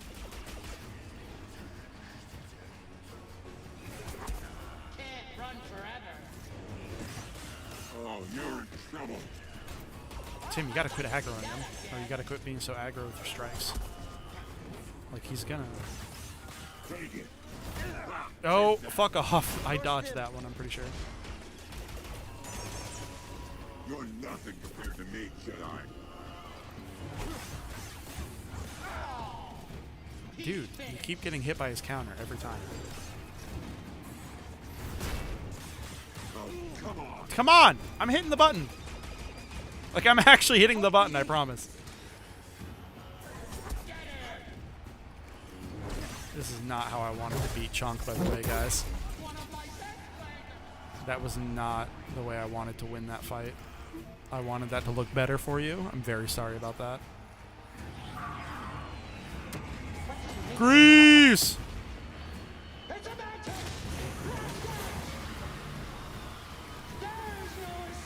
It's our boy, Uncle Greasy! Were EMPs ever employed against the CIS? It seems like it would have been an easy win. The neat things, a lot of the droids were pretty EMP hardened. It wasn't until near the end of the war that you got things called droid busters, being like widely spread out. And droid busters were just EMP grenades. You're famous down there. I think that's gonna have to do it from here. For me here, though. Yeah, it's okay. That's about where I called it as well. Yeah. Yep. Well, have a good night, everyone. Take care. Yep. Another complication. Have a nice night, The Logan. Empire knows about the holocron. That's not good. The entire mission is now at risk. And I had a nice chat with the second sister.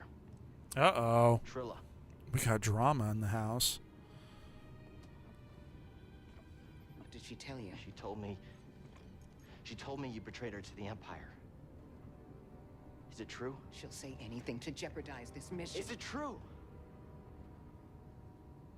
She was my apprentice.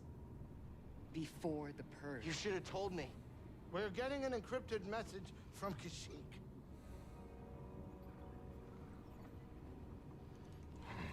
Uh-oh. We got drama in the house, guys. Didn't Gungans use a shock thing that disables droid? The bungas. Or the boomas. The Cal, boomas. We found Tarful, and he is willing to meet you. But that's not all. The Empire overran our position at the refinery. Saw retreated off-world. Some of us have joined the Wookiee fighters in the forests. Be careful. You too.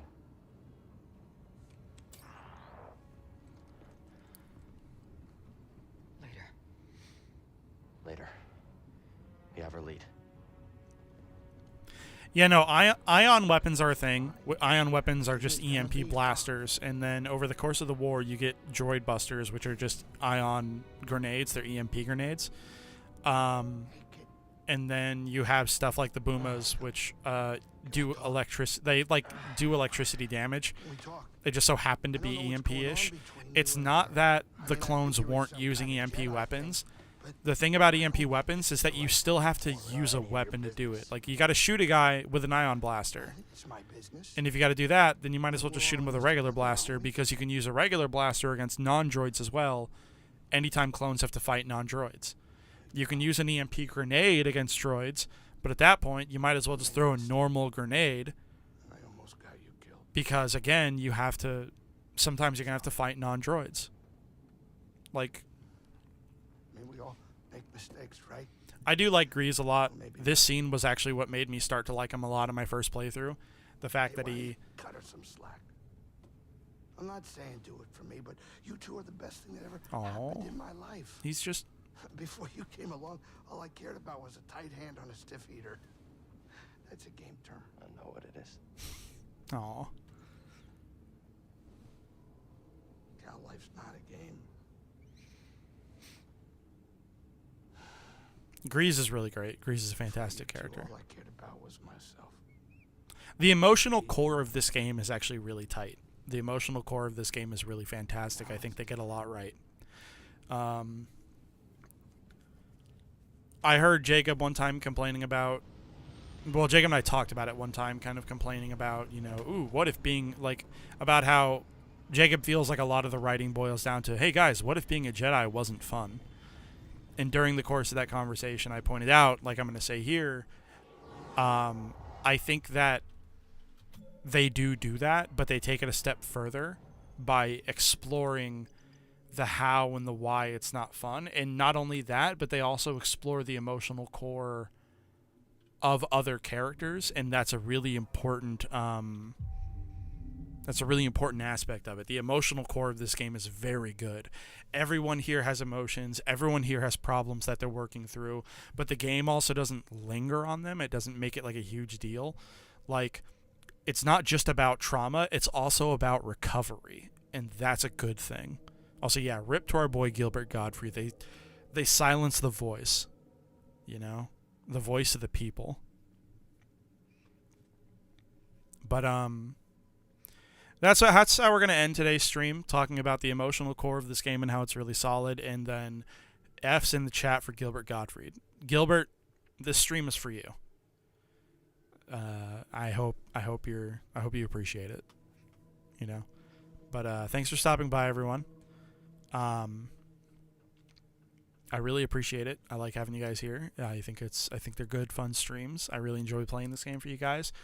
For people who weren't here for the last stream, I unfortunately can't download and re-upload videos that are less than 2 hours, that are longer than 2 hours.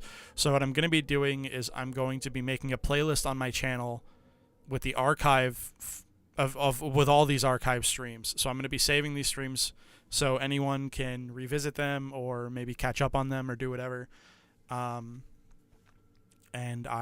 So feel free to subscribe if you guys want to be told when I'm streaming, or if you guys want to come back and check out those archive vids. They'll be in a playlist called, you know, live streams. But yeah, I appreciate you guys. Thank you very much. Thanks for coming by. Good night.